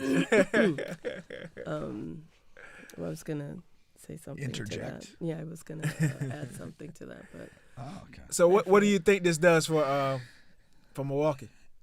Well, we talked about it off the show. Like, Milwaukee, with Dame getting the Achilles, not thinking of being able to make this type of stretch his contract out, with Giannis under contract, it felt like they had no moves, that they were like just like a ship at sea with no engine going. And kind of out of nowhere, by taking this chance, they're able to bring in a young player like Miles Turner. They've made a couple other moves. Brook Lopez is out. And they're going to rotate probably half their roster in this, free agency and draft window. And they're going to look completely different when they get to the thing. And all of this, and again, this particular organization, when Giannis has, kind of been on the fence about anything, they've always responded with activity. Yeah. They've responded with aggression. Yeah. And it's kept him there. Yeah. I got him one title, but after that, and if I'm Giannis, I don't fall for it. I'm gone. I don't think this is a winning dynamic. Yeah. I'm gone. Yeah. And if you want to chase titles, don't be 35. Yeah. Be where Giannis is now, when you still got a ton of juice. Yeah. And go chase titles. Go be a difference maker, not But where would he go? What would be a good fit for him? He would have his pick of the litter. Wherever the hell he wants to go. Him and Jokic are the king of the mountain, so it's like whatever. I mean, wherever he goes, you move everything around to accommodate. Would he be a good fit for the Lakers? Sure. Yeah. They'll move LeBron to make that happen. Yeah. 1,000%. 1,000%. The Lakers with Giannis over LeBron, just that simple move, are a lot better. I mean, like a crazy amount. Yeah. If you just just switch those two guys and keep the rest of the roster. If he said I wanted to go to LA, would they tell LeBron, okay, it's time to sit down? They better. Think they would? I mean, they better. I mean, if they care about winning. Yeah. If they have any ounce of fucking and I'm a LeBron guy. Like I'm a fucking whatever. I'm a stan. But that's like whatever. And that's like whatever. 28 of the 30 teams. You know what I mean? Are moving mountains to get Giannis in. Do you think we could ever get him here in Orlando? No, that wouldn't be a destination. No. Now, if he wanted to come to Orlando, Orlando could make it happen. Like you can say Paulo and whatever. You can make it interesting. I'd move Paulo in a heartbeat. Yeah. Like you can make it happen. I wouldn't even need to hear the rest of the question. If the context, like, come on down. If the context is trade and your lips purse to make the P for Paulo, I'm like, done. Book the flights. We'll waive a physical. Now Giannis did come out and said, "Oh, I love Florida. If I was to leave the team, Milwaukee team, Florida is a destination for me." It was like two other spots. I want to say Texas, but it was like but Florida was definitely wherever there's no state income tax. I am open to a move. And so, what do you guys think about them trading? Was it Jalen Green? Houston for Kevin Durant. Yeah. I mean, Houston is going to be really interesting. Now, Houston is one of those teams that they've been aggressive this offseason. Jalen is a guy who I don't believe in, but he's young. He has a lot of time. You know what I mean? Now, he's a scorer, but, it's Jalen Green, Kevin Durant. I mean, it's kind of whatever. I was off the Jalen Green wagon when he had that dry hump video with the other guy. And Bubba tried to tell me that this was horseplay. I didn't see them. Guys horseplay like that. No, they don't. Rooms. Not this guy. They were on a bed, and homeboy was up top, like pounding. I mean, he had some pants on, and other guy had some pants on. Can't rule out there wasn't a convenient hole somewhere. But I'm like, this is not the action. Videotape that.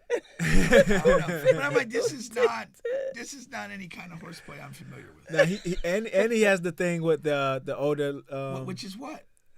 An overcompensation to overcome that. He knocks down a cougar to come back. Yeah. Jackie, be careful.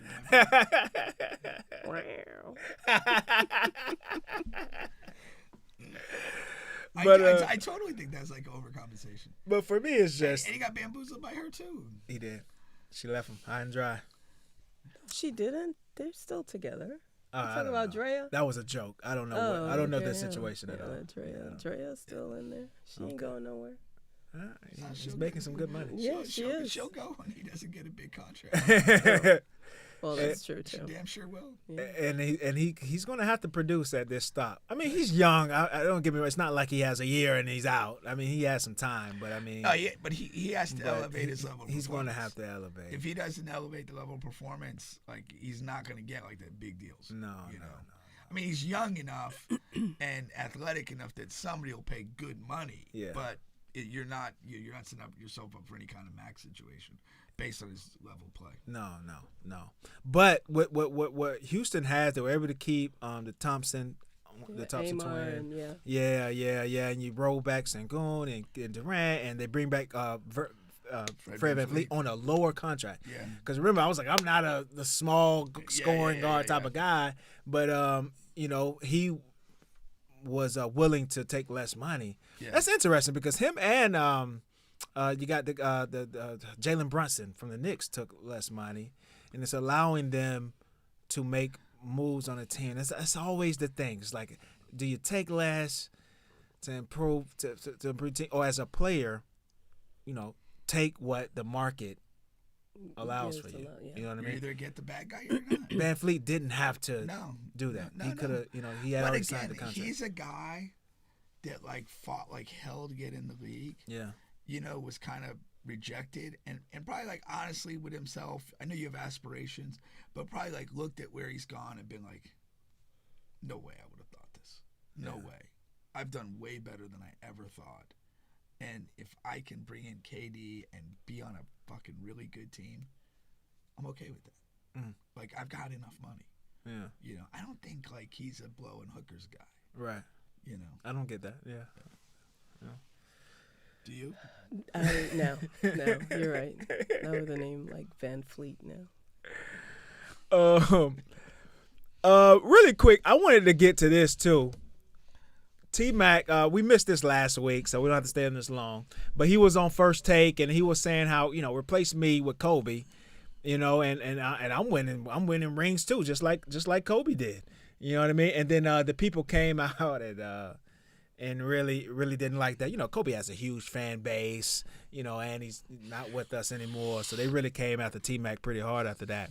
But since then, I mean, Tmac has been on all these platforms. He's still talking about it, he's back, he's going after this particular series, talking about how he, it wasn't his fault and this happened and that happened and he really did do good on defense and this, all of that stuff. It's a hypothetical situation, and he's defending himself in a hypothetical situation.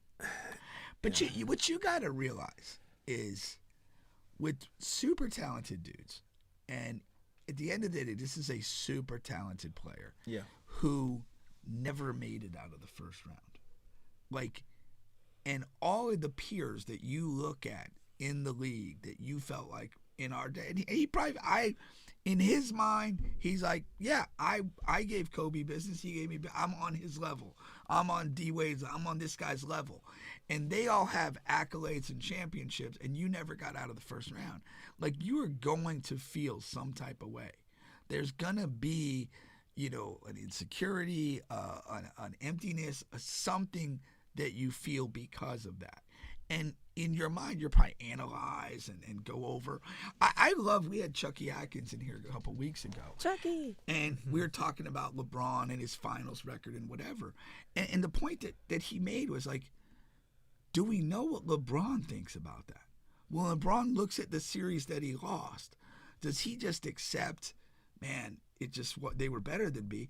Or does he look at it, man, if we could have got this in game 2 and to me, as a coach, that's all I do.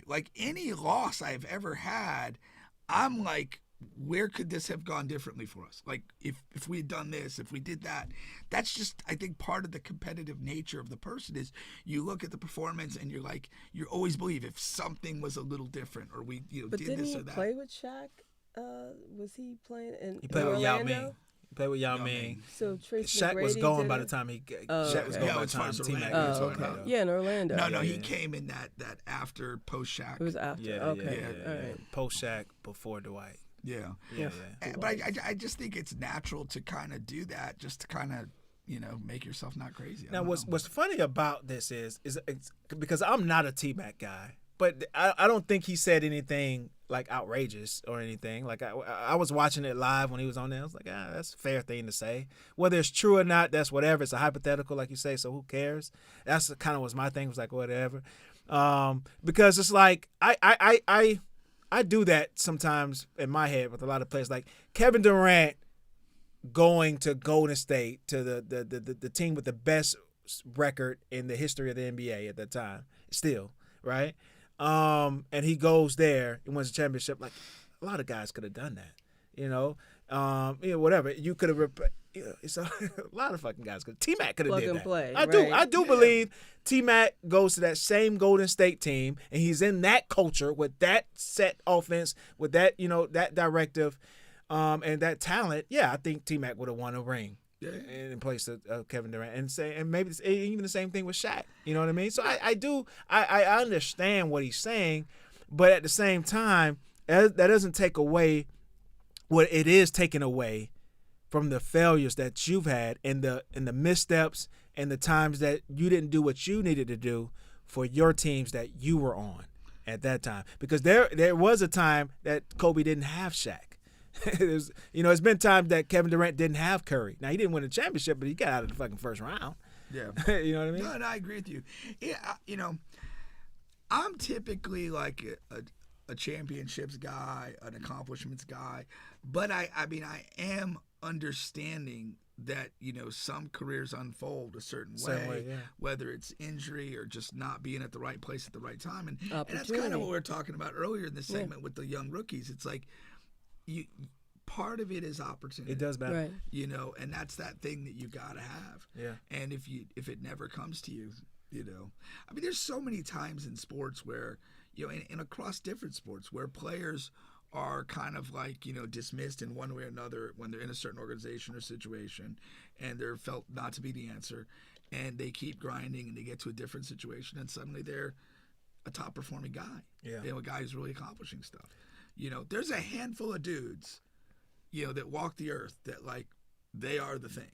Yeah. And you put them there, and you're just gonna win. But there's so many other guys in that next tier that situation and circumstance means so much to the outcome. And the last thing I want to say on Tmac is he left Toronto because he wanted to be the man, and all of that. So in my opinion, you can't do that and then say I didn't have enough help the rest of my career, because you did have help in Toronto. Vince was the guy there. But let's not dismiss, he came here with to Grant play Hill, with Grant to Hill, play with Grant Hill. And at the time they were making the decision, Tim Duncan was still in the mix, in the talk when he's agreeing to sign. So but it's still a decision that you made. But the other irony is he leaves right before Dwight gets here to play with Yao. Yeah. And it never quite worked out with Yao. But Tracy McGrady with gas in the tank and what Dwight was early. Yeah. It could have just been better for him to stay. You know what I mean? He literally might have moved out of the right place every time. Yeah. From Toronto to Orlando, from Orlando to Houston. And then really after Houston, he played a few places, but he was never the same level of player. Yeah. Because Vince Carter was better than that version of Grant Hill. But even though Grant Hill was already like an injury-riddled player, I guess I would compare him to like if Embiid was to get traded right now. Maybe not that much, but something like that. I would want to see the stats. I don't think he was that injured. Not that injured, not Embiid level. Right, no, but still. I thought he was playing a ton of games he was playing until fine. that injury. But Vince Carter was on a different level at that time than Grant Hill. He was. Yeah. Vince Carter was a better player than Grant Hill at that time. You know what I mean? So, yeah. All right. That's enough of Tmac. All right. Let's get into – I got two other things that require us to listen to a video here. Okay? I love these. You love those? You like to listen to videos. I'm going to go to this judge thing first and then the dark humor. Okay? So let's go here. I'm going to unmute this. Where is you at here? Okay. Do you have any children? Yes, ma'am. What are their ages? 4, 3, 2, 1, 6 months. And where are they? Who are they with? Their mothers. How many mothers? 3. All right, that is not Black excellence.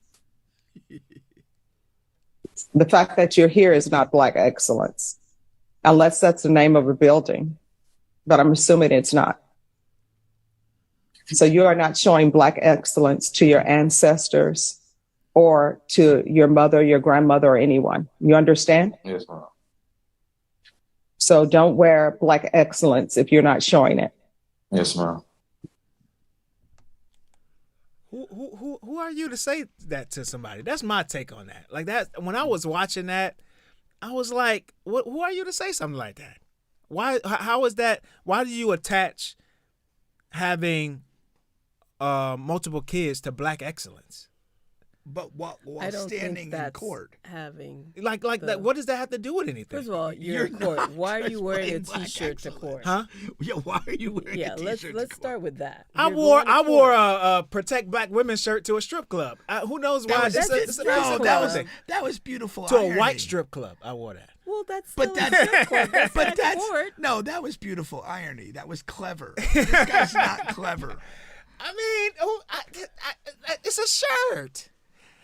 Okay, t-shirt. I wear a Black excellent T-shirt. Okay, yeah, and apparently it looks like it's a virtual like thing, right? Did it look like that to you? No, What you mean? I Let me think go they back. Let me go were back in here. court. They photoshopped Do you have any this children? shirt. Yes, ma'am. Oh, you What are think their it's, ages? virtual? No, I 4, think it was 3, virtual. 2, I think he's 1, in 6 court. months. He's there too. Okay, And where are they? Who are they Yeah, with? They have the yeah, cameras, yeah, yeah. they have the They just have cameras. How many they mothers? just have the camera Yeah. like that. Yeah. But in any event, You know, it's just a actually, shirt. you know what it might have been? He might have been in like the detention center and zoomed into the courthouse. That's what it looks Sometimes like. to transfer, because if you notice, like he's against a wall. No, he's not. He's Do you have any children? He's looking Yes, against a ma'am. wall. What are their ages? 4, that 3, looks- 2, that 1, looks like 6 a, months. that looks like a There's like courtroom. one- And where are they? Who are they with? Their It mothers. could be, Behind it could him. be. How many That mothers? looks like he's Three. standing. Yeah. All right, that is you know, not Black at the front of- excellence. at the It just podium. looked like she's Yeah. on Zoom. That's the only thing. I can't make out what he looks like, but She looks strikingly like Oprah. No, I don't think she looks like Nah. Oprah. I at did all. too. She looks more like the chick from Maybe young Oprah. the lady from The When she was Incredibles hot. with red hair. What was her name? The one with the little. The Incredibles, the cartoon. I don't watch fucking never mind. cartoons. Never mind. But like, yeah, who's heard to say that's not Black excellence? But it's not, dude. Huh? Not. Why is it? It is I mean, not. but why? How is it not? 4, 3, 2, and 6 months. You're standing in court. Yeah. Like, I mean, it's the totality of this. You're standing in court because you've been charged with a crime. Yeah. You're wearing a t-shirt, t-shirt. in court, which is probably Exactly. not the best move. You chose to wear a Black excellence t-shirt, which it's a message. And then you're asked about these kids, and you've got 6 kids under 5. Not 6. Five kids. 5, 4, 5 kids 3, under 2, 5. It's like a fucking countdown with to multiple launch. women. With multiple women. Yeah. Your life is a train wreck. How is that a train wreck? And how is How that a is train that wreck? good? And why is that? How is that not like how? Why would a brain tie that even to like to say that that's not Black excellence? And see, How and, would and, you and, tie and it to? I have a bigger. How would you what tie was it the other? to? What was the other issue? I have a that she bigger brought thing up? at play here because I do think this. I think that society. I don't want to make this a Black issue, but it is. I think If they're we're talking You're gonna about Black attack- I know you're excellence, gonna I think they attack the want us to judge. make less You're gonna kids. attack the woman. No. It's not just a her thing. I think that us in general, we get swarmed into bigger plays here. I do think they want us to make less children. Well, yeah, if you're not taking care of them. Who's this? Nobody said he's not taking care of them. Well, first of all, he's why charged do with you a have, crime. That For- doesn't right. mean he's not taking care of his kids.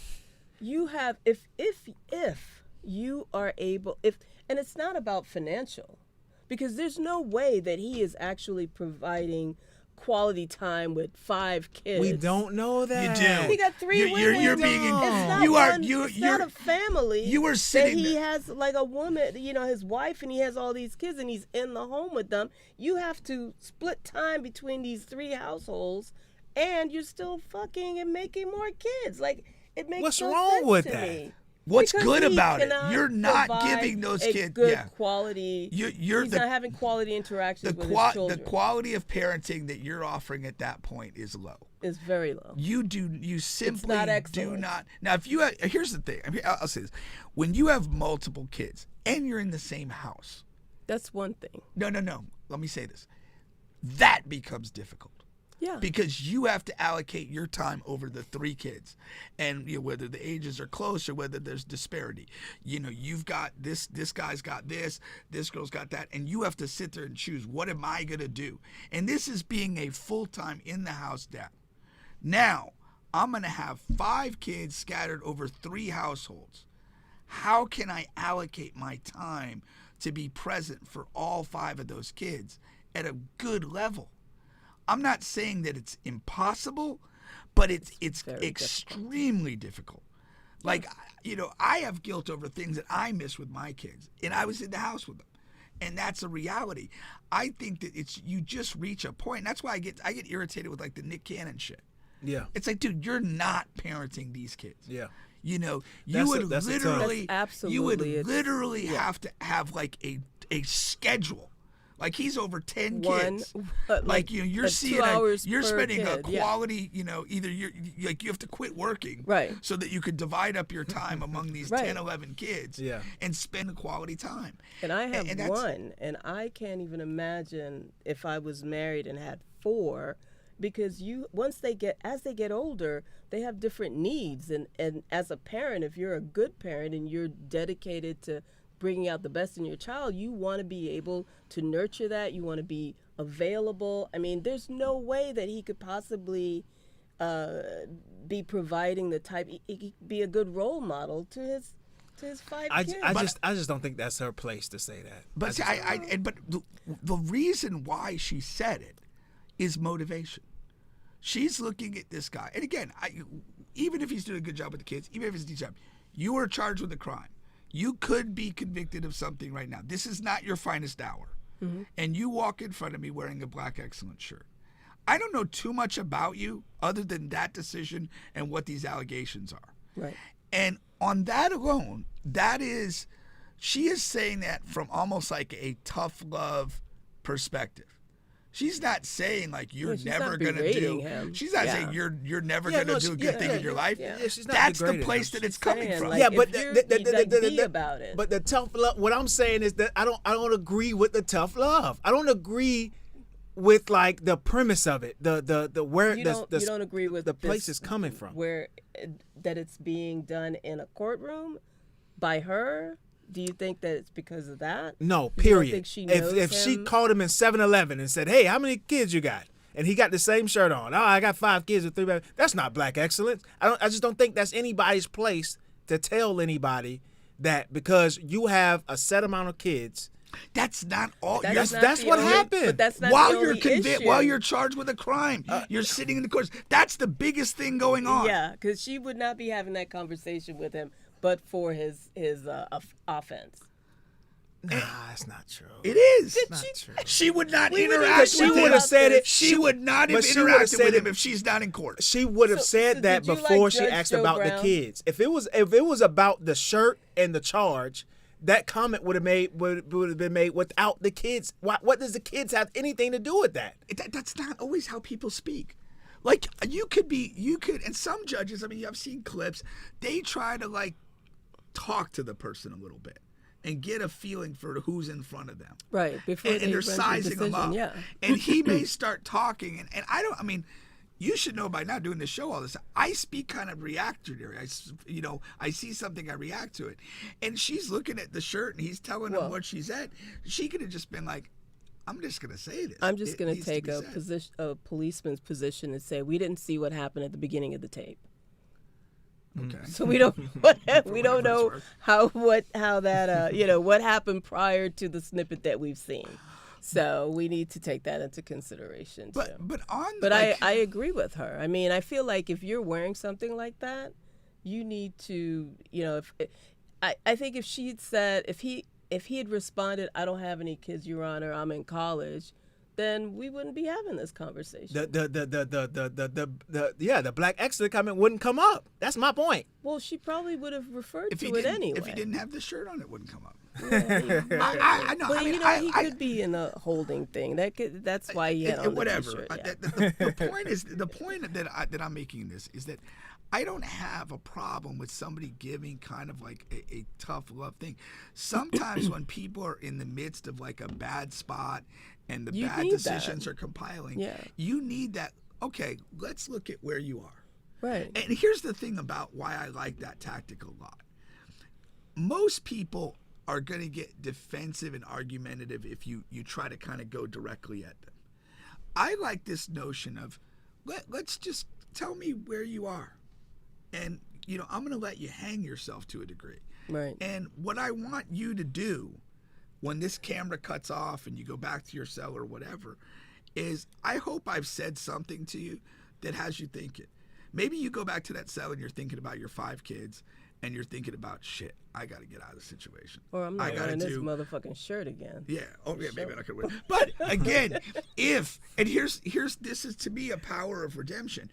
If he leaves that interaction pissed at her or, he fucking talking about my shirt, you missed the message. He didn't receive the message. The message is you're in a weird, bad spot in life. Yeah. You're not dead. You're probably not going to serve your life in jail. You can change this. Right. But you're not going to change it if you don't change. And I think that that's a totally okay. I think people need to hear that. Yeah. Okay. Like you hear the nonsensical stuff. Oh, that dude needs an ass whooping. Set him straight. No, you don't. You don't need ass. Ass whoopings create hate. Yeah. Ass whoopings create revenge. But telling somebody, hey, look at where you are. You're whatever. You're 35 years old and, you live with your mom and you don't have a car and you last job you had was 6 months ago and this and that. Like, and you have 5 kids. That's where you are. Like, think about it. Is that where you want to be? Yeah. Have you been doing anything to change that? Or have you been doing things that perpetuate that? And that's okay to say. Like, and we have to, as people, we have to be willing to say that and we have to be willing to receive that. Right. Like, because all of us in various moments are not at our best. And sometimes you need something to be like, shit, I got to tighten up. Exactly. I mean, sometimes it's like that, like when you were too heavy up top when you were playing basketball. Yeah, why do you have to say that? But you made you think. No, for sure. I mean, to me, that's where that came from. I didn't see anything terrible. Yeah, I'd agree. I don't think she was, I think she was trying to use that moment. That's like Judge Joe Brown when did you ever watch that show? No, I like Joe. Stand him. I like Joe. You couldn't stand him? Oh God. I didn't really watch it. Let's move along here. I didn't manage this show well because I got like 3 topics. We're not gonna get to like 2. Oh, come on, let's get them. No, we're not gonna. Let's be quick. Time. Not gonna have time. Let me get to the let me get to the dark humor. So I came across this this thing is Corey Holcomb. All right, I love Corey Holcomb. It's stand-up comedy. Now, he does a lot of dark humor. Oh, and a lot of people, some people are into dark humor, some people are not. You tell me how dark this is, and if this is okay for you. Okay. Oh God.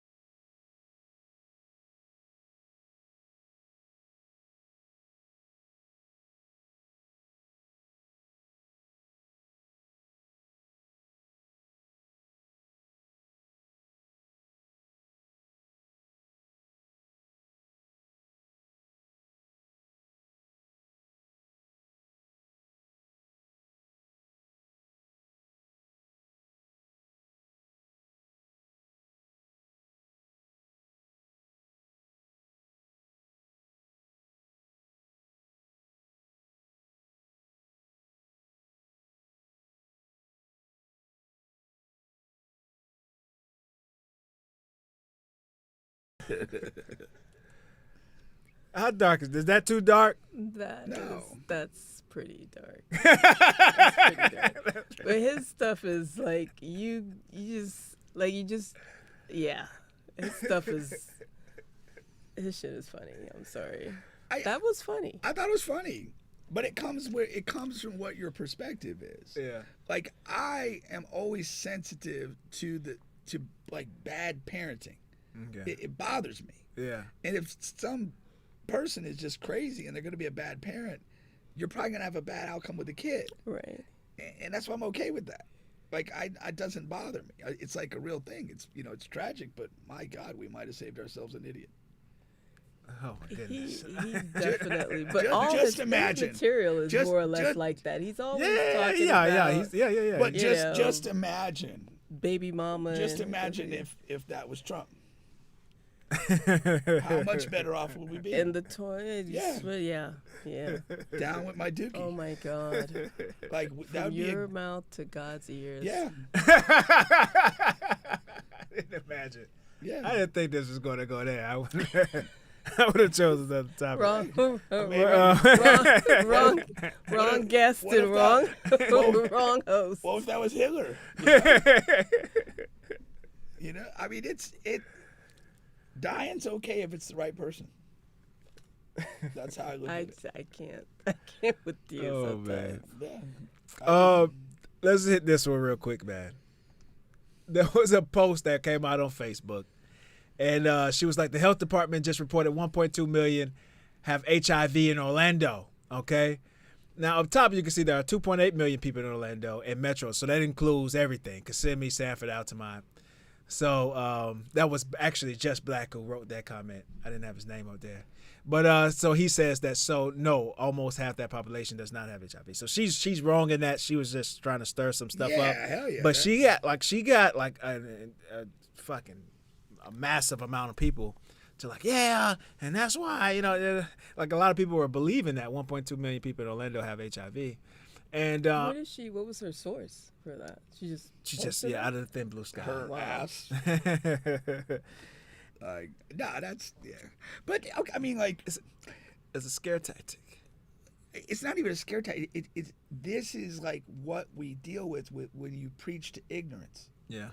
When you put numbers out there that don't make sense, because the majority of people aren't looking further. They see her post, they run with her post, they rant about, oh, this is terrible or whatever, and they don't think, well, how many people are in Orlando? Like, it doesn't make sense that, that many people would have AIDS. I mean, that's crazy. I think that's why if you're in Utah, you're probably like cheering that on. If you see that, that's why they don't want you to have sex. I try to tie it around, just tie it up in a nice little. You should have brought up the Mormons instead of Utah. The Mormons. Would have been a oh, okay, Mormons. Okay, let me redo that. Take notes, please. Yeah. Well, that goes with my thing. I think they lie about all those numbers. I do. I think there's motives behind all of those numbers. I just don't think there's that many people running around here with HIV. Well, how would we know? Because they've gotten rid of the CDC, and they don't want us to know really any of the a lot of that information is no longer being gathered. So how do we know that it's even accurate? Yeah. I just, in a lot of ways, I think people are too incompetent for the conspiracies we give credit for. So I have a hard time thinking it's like there's like an intent behind it. I tend to think it's just sloppiness, bad sources being repeated, kind of the thing like if I tell her something, she tells you, and eventually it gets, and it's like nothing that I started with. I think that's more likely how we function as people than that there's this kind of like grand conspiracy of people, here's what we're going to do, we're going to release these stats and do this. I mean, some of that does happen in some contexts, but I think we kind of see and chase that more than it really is. And I think like kind of ignorance and stupidity has more to do with our everyday problems than we want to admit. Well, I think that obviously social media has a lot to, the fact that people, I have to realize, I had come to the realization that I give a lot of people more credit, to go along with what you're saying. People are more, can you say more stupid? Is that stupider? They're like stupider, or they're just not as discerning as you would hope they would be, knowing what we know, knowing that a lot of this information is just that, it's disinformation. But like that, like social media and the way we receive most of our information now has created like echo chambers, and it's like if you want to dive down something, there's going to be plenty of things that pop up that reinforce that most likely flawed or incomplete belief, and you get stuck with just I had this thing in my head and I looked for it and now I see more. And you can find it, right? But just think about like, okay, if you talk about something or you purchase something on a social media, like you start getting inundated with that product. Right. You know, if you like TikTok is the like whatever you kind of start paying attention to, you're just fed more and more of. Yeah. So if you kind of just go off on a tangent, you're going to be fed that information. Right. And again, without we get way more information on a daily, minute-to-minute basis than we have time to digest. cycle it, digest it. And so, you to like receive something and then assess whether the source is credible, somewhat credible, or total nonsense, like while doing a full-time job, while doing other things that you do, it's almost an impossible task. Yeah. And I think that that's where a lot of this stuff kind of takes off, grows, and gets to levels that, are just way out of proportion. And I think that's why we're in the shit that we're in right now, because you have, people posting nonsense and other people that are just like, what? Yeah, that makes sense to me. So, let me go ahead and vote for this guy because he's not going to deport. He's not going to deport anybody. He's just going to do the illegals. Yeah. Now he wants to deport citizens. Yeah. No. And one of the other tactics that these idiots use is they say the outlandish thing, and they keep repeating the outlandish thing until it's not so outlandish anymore. Right. And it's one of the tactics they use. They'll talk about something, they'll introduce it, whether it's like the taking over Canada as a state. They just keep saying it. Gulf of America. Well, Gulf of America was one, but also taking over Canada. Yeah. Like they do this crazy shit and they just say it, and it's stupid, but they keep repeating it, and it goes into the echo chamber. Right. And some of these shitheads like start to believe and think, that's a good idea. Why don't we do that? Why have we did that before? It's fucking insane. Yeah. Like it's obviously my biggest enemy in the world right now is the Republican Party and people that support them, and like we literally need to exterminate them. They're a cancer on our society. No, but they are a cancer on our society. I knew the switch. I was trying to switch before. That's not. They're not going away. They're not going to suddenly wake up one day and have perspective and intelligence and reading comprehension. That's not happening. It's only going to get worse. Now you're going to make me be. I'm going to have to look out the door first to see if there's any damn vans in the parking lot to like snatch me up. Like, hey, I didn't say that. Really quick. Let's get to this before we get off the show here. Malik Beasley is being investigated for gambling, right? For betting on his own games, actually. Is that Drewski sitting on a toilet? That's just a meme that they put in there. I don't even know why. Now, is that him now? Yeah, that's him. His barber and dentist. So a part of the investigation that they're getting into and they're releasing some of this is that he's like a lot in debt. So when a player is gambling, the first thing you think is, why would a player need to gamble? They're making all of this money, and it's like whatever. So they're releasing some information now, and it's like, okay, well, he owes his barber X amount of millions. Okay, he's in debt here, he's in debt there, the house, whatever. And it's like that may be a reason why he can try to get into gambling, because financial distress. Distress. He probably blew too much money on Pippen's ex-wife. Have you guys seriously? Have you guys ever bet like those those games? Yeah, I've done it. I've done it quite a bit. Have you done it? No. Have you ever? I'm not a gambler. Yeah. And how? Because I see that, and I don't know. I just think it's so bizarre to sit there and throw money away. I'm talking about betting in general. Just betting in general. Yeah. And then having access to it, it just, to me, because I remember, I told you about this guy that I met. Which guy? Some guy I met. And so he, we were chit-chatting and never went out on a date or anything like that. Just talked a little bit. And then all of a sudden he's like, hey, do you think you can loan me some money for to pay my car payment? And I was like, whoa, what? and I was like, why? Yeah, you know? So he's like, well, my parlay or something about a parlay. And I was like, well, why don't you just get like a real job instead of doing that? But in any case, so I'm like, you're gambling, and you want to borrow money from me. How you gonna pay me back? That don't work. That don't work. No, it's crazy. It's crazy. It's crazy. Now there are some people that do really well. I found that it's best for me to do it in stretches. So I'm not a constant bettor. I do it in stretches. That does well for me. And when I find something like it was a playoff run, if I'm really confident in something, there was a few things I was confident in. I cleaned up. I did pretty well. But I'm not going to keep going. Like guys who keep, like I had the hunch, whatever, the first game, I had a feeling in the end the Pacers were going to cover. Boom. I put up my money. I did well. Second game, I didn't know. I didn't have any idea. Now, guys who just like to bet, and I have a ton of friends, cousins. One guy that's commenting right here, he be giving me plays and stuff. Like they into it, man. They every game or whatever action. And I found for me I can't do that. Now, and when there was a stretch of time where I was like that. Every game, when I had to have action on it, I had to bet, and I was losing money over time like that. I was like, nah, that's not it. When I have a strong hunch on something, I'm gonna bet it, and I've been doing well with that. Yeah. So just text me whenever you have.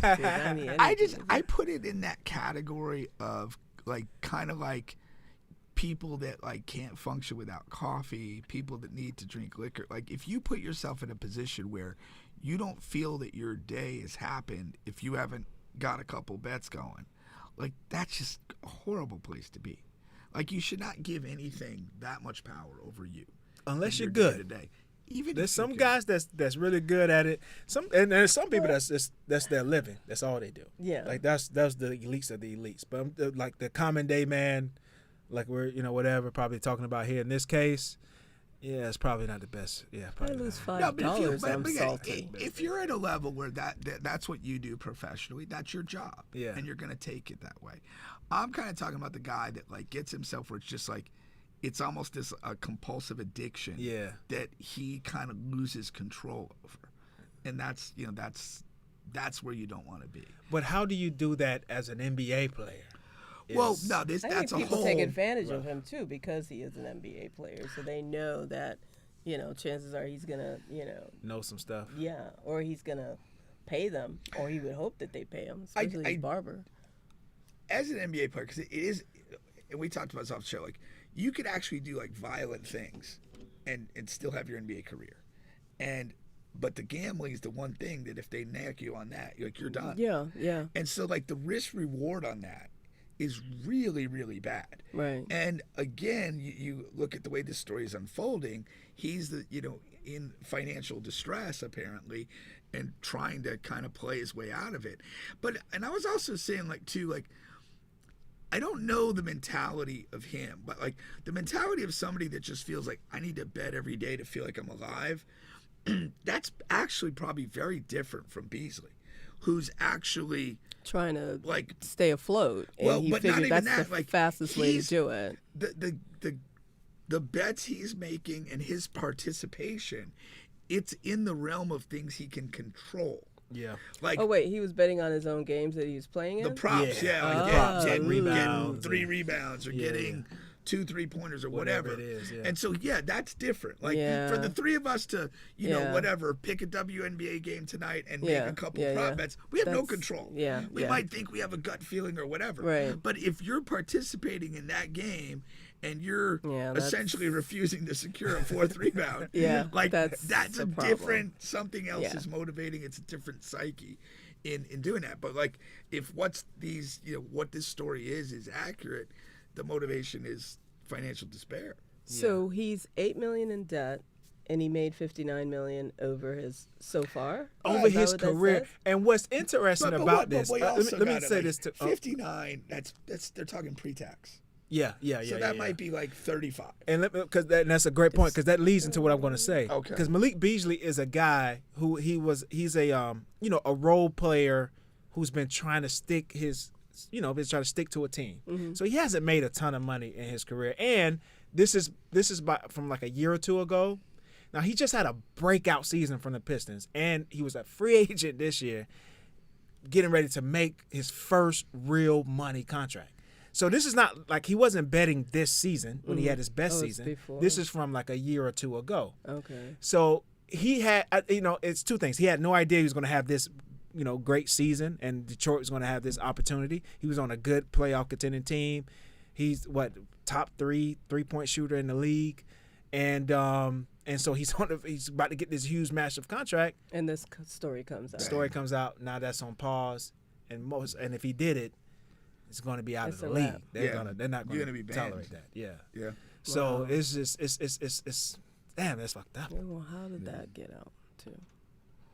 They track the they track tendencies. They track activity, tendencies, all your emails, phone numbers. Oh, they get when you you're the people about close to around sign you. a new contract. No. The betting the gambling sites. So the gambling sites, they can track like again, Malik Beasley's not the highest profile guy in the league.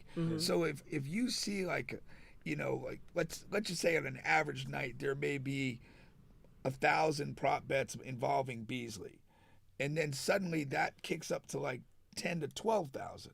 That's going to get on somebody's radar. They're going to be looking. What is the bet? What's the outcome of the bet? Right. Let's see how he played in that game. There's ways it kind of like trips. They can target notification if it's coming from a specific general area, all that stuff. Okay. Yeah. And these apps, man, one thing you don't know about when you download these apps on your phones, they collect a lot of a data. lot of data, man. And across other apps. Yeah. Cross functionality. That's crazy. Yeah, it is. It is. Getting rid of damn phone. But we'll see what they come up with. Okay, cave woman.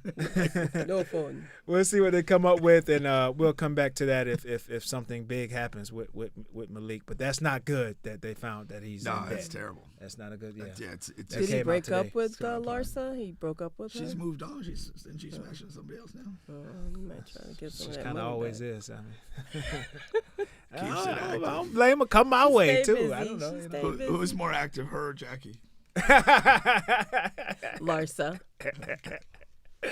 We'll catch you guys next week. All right.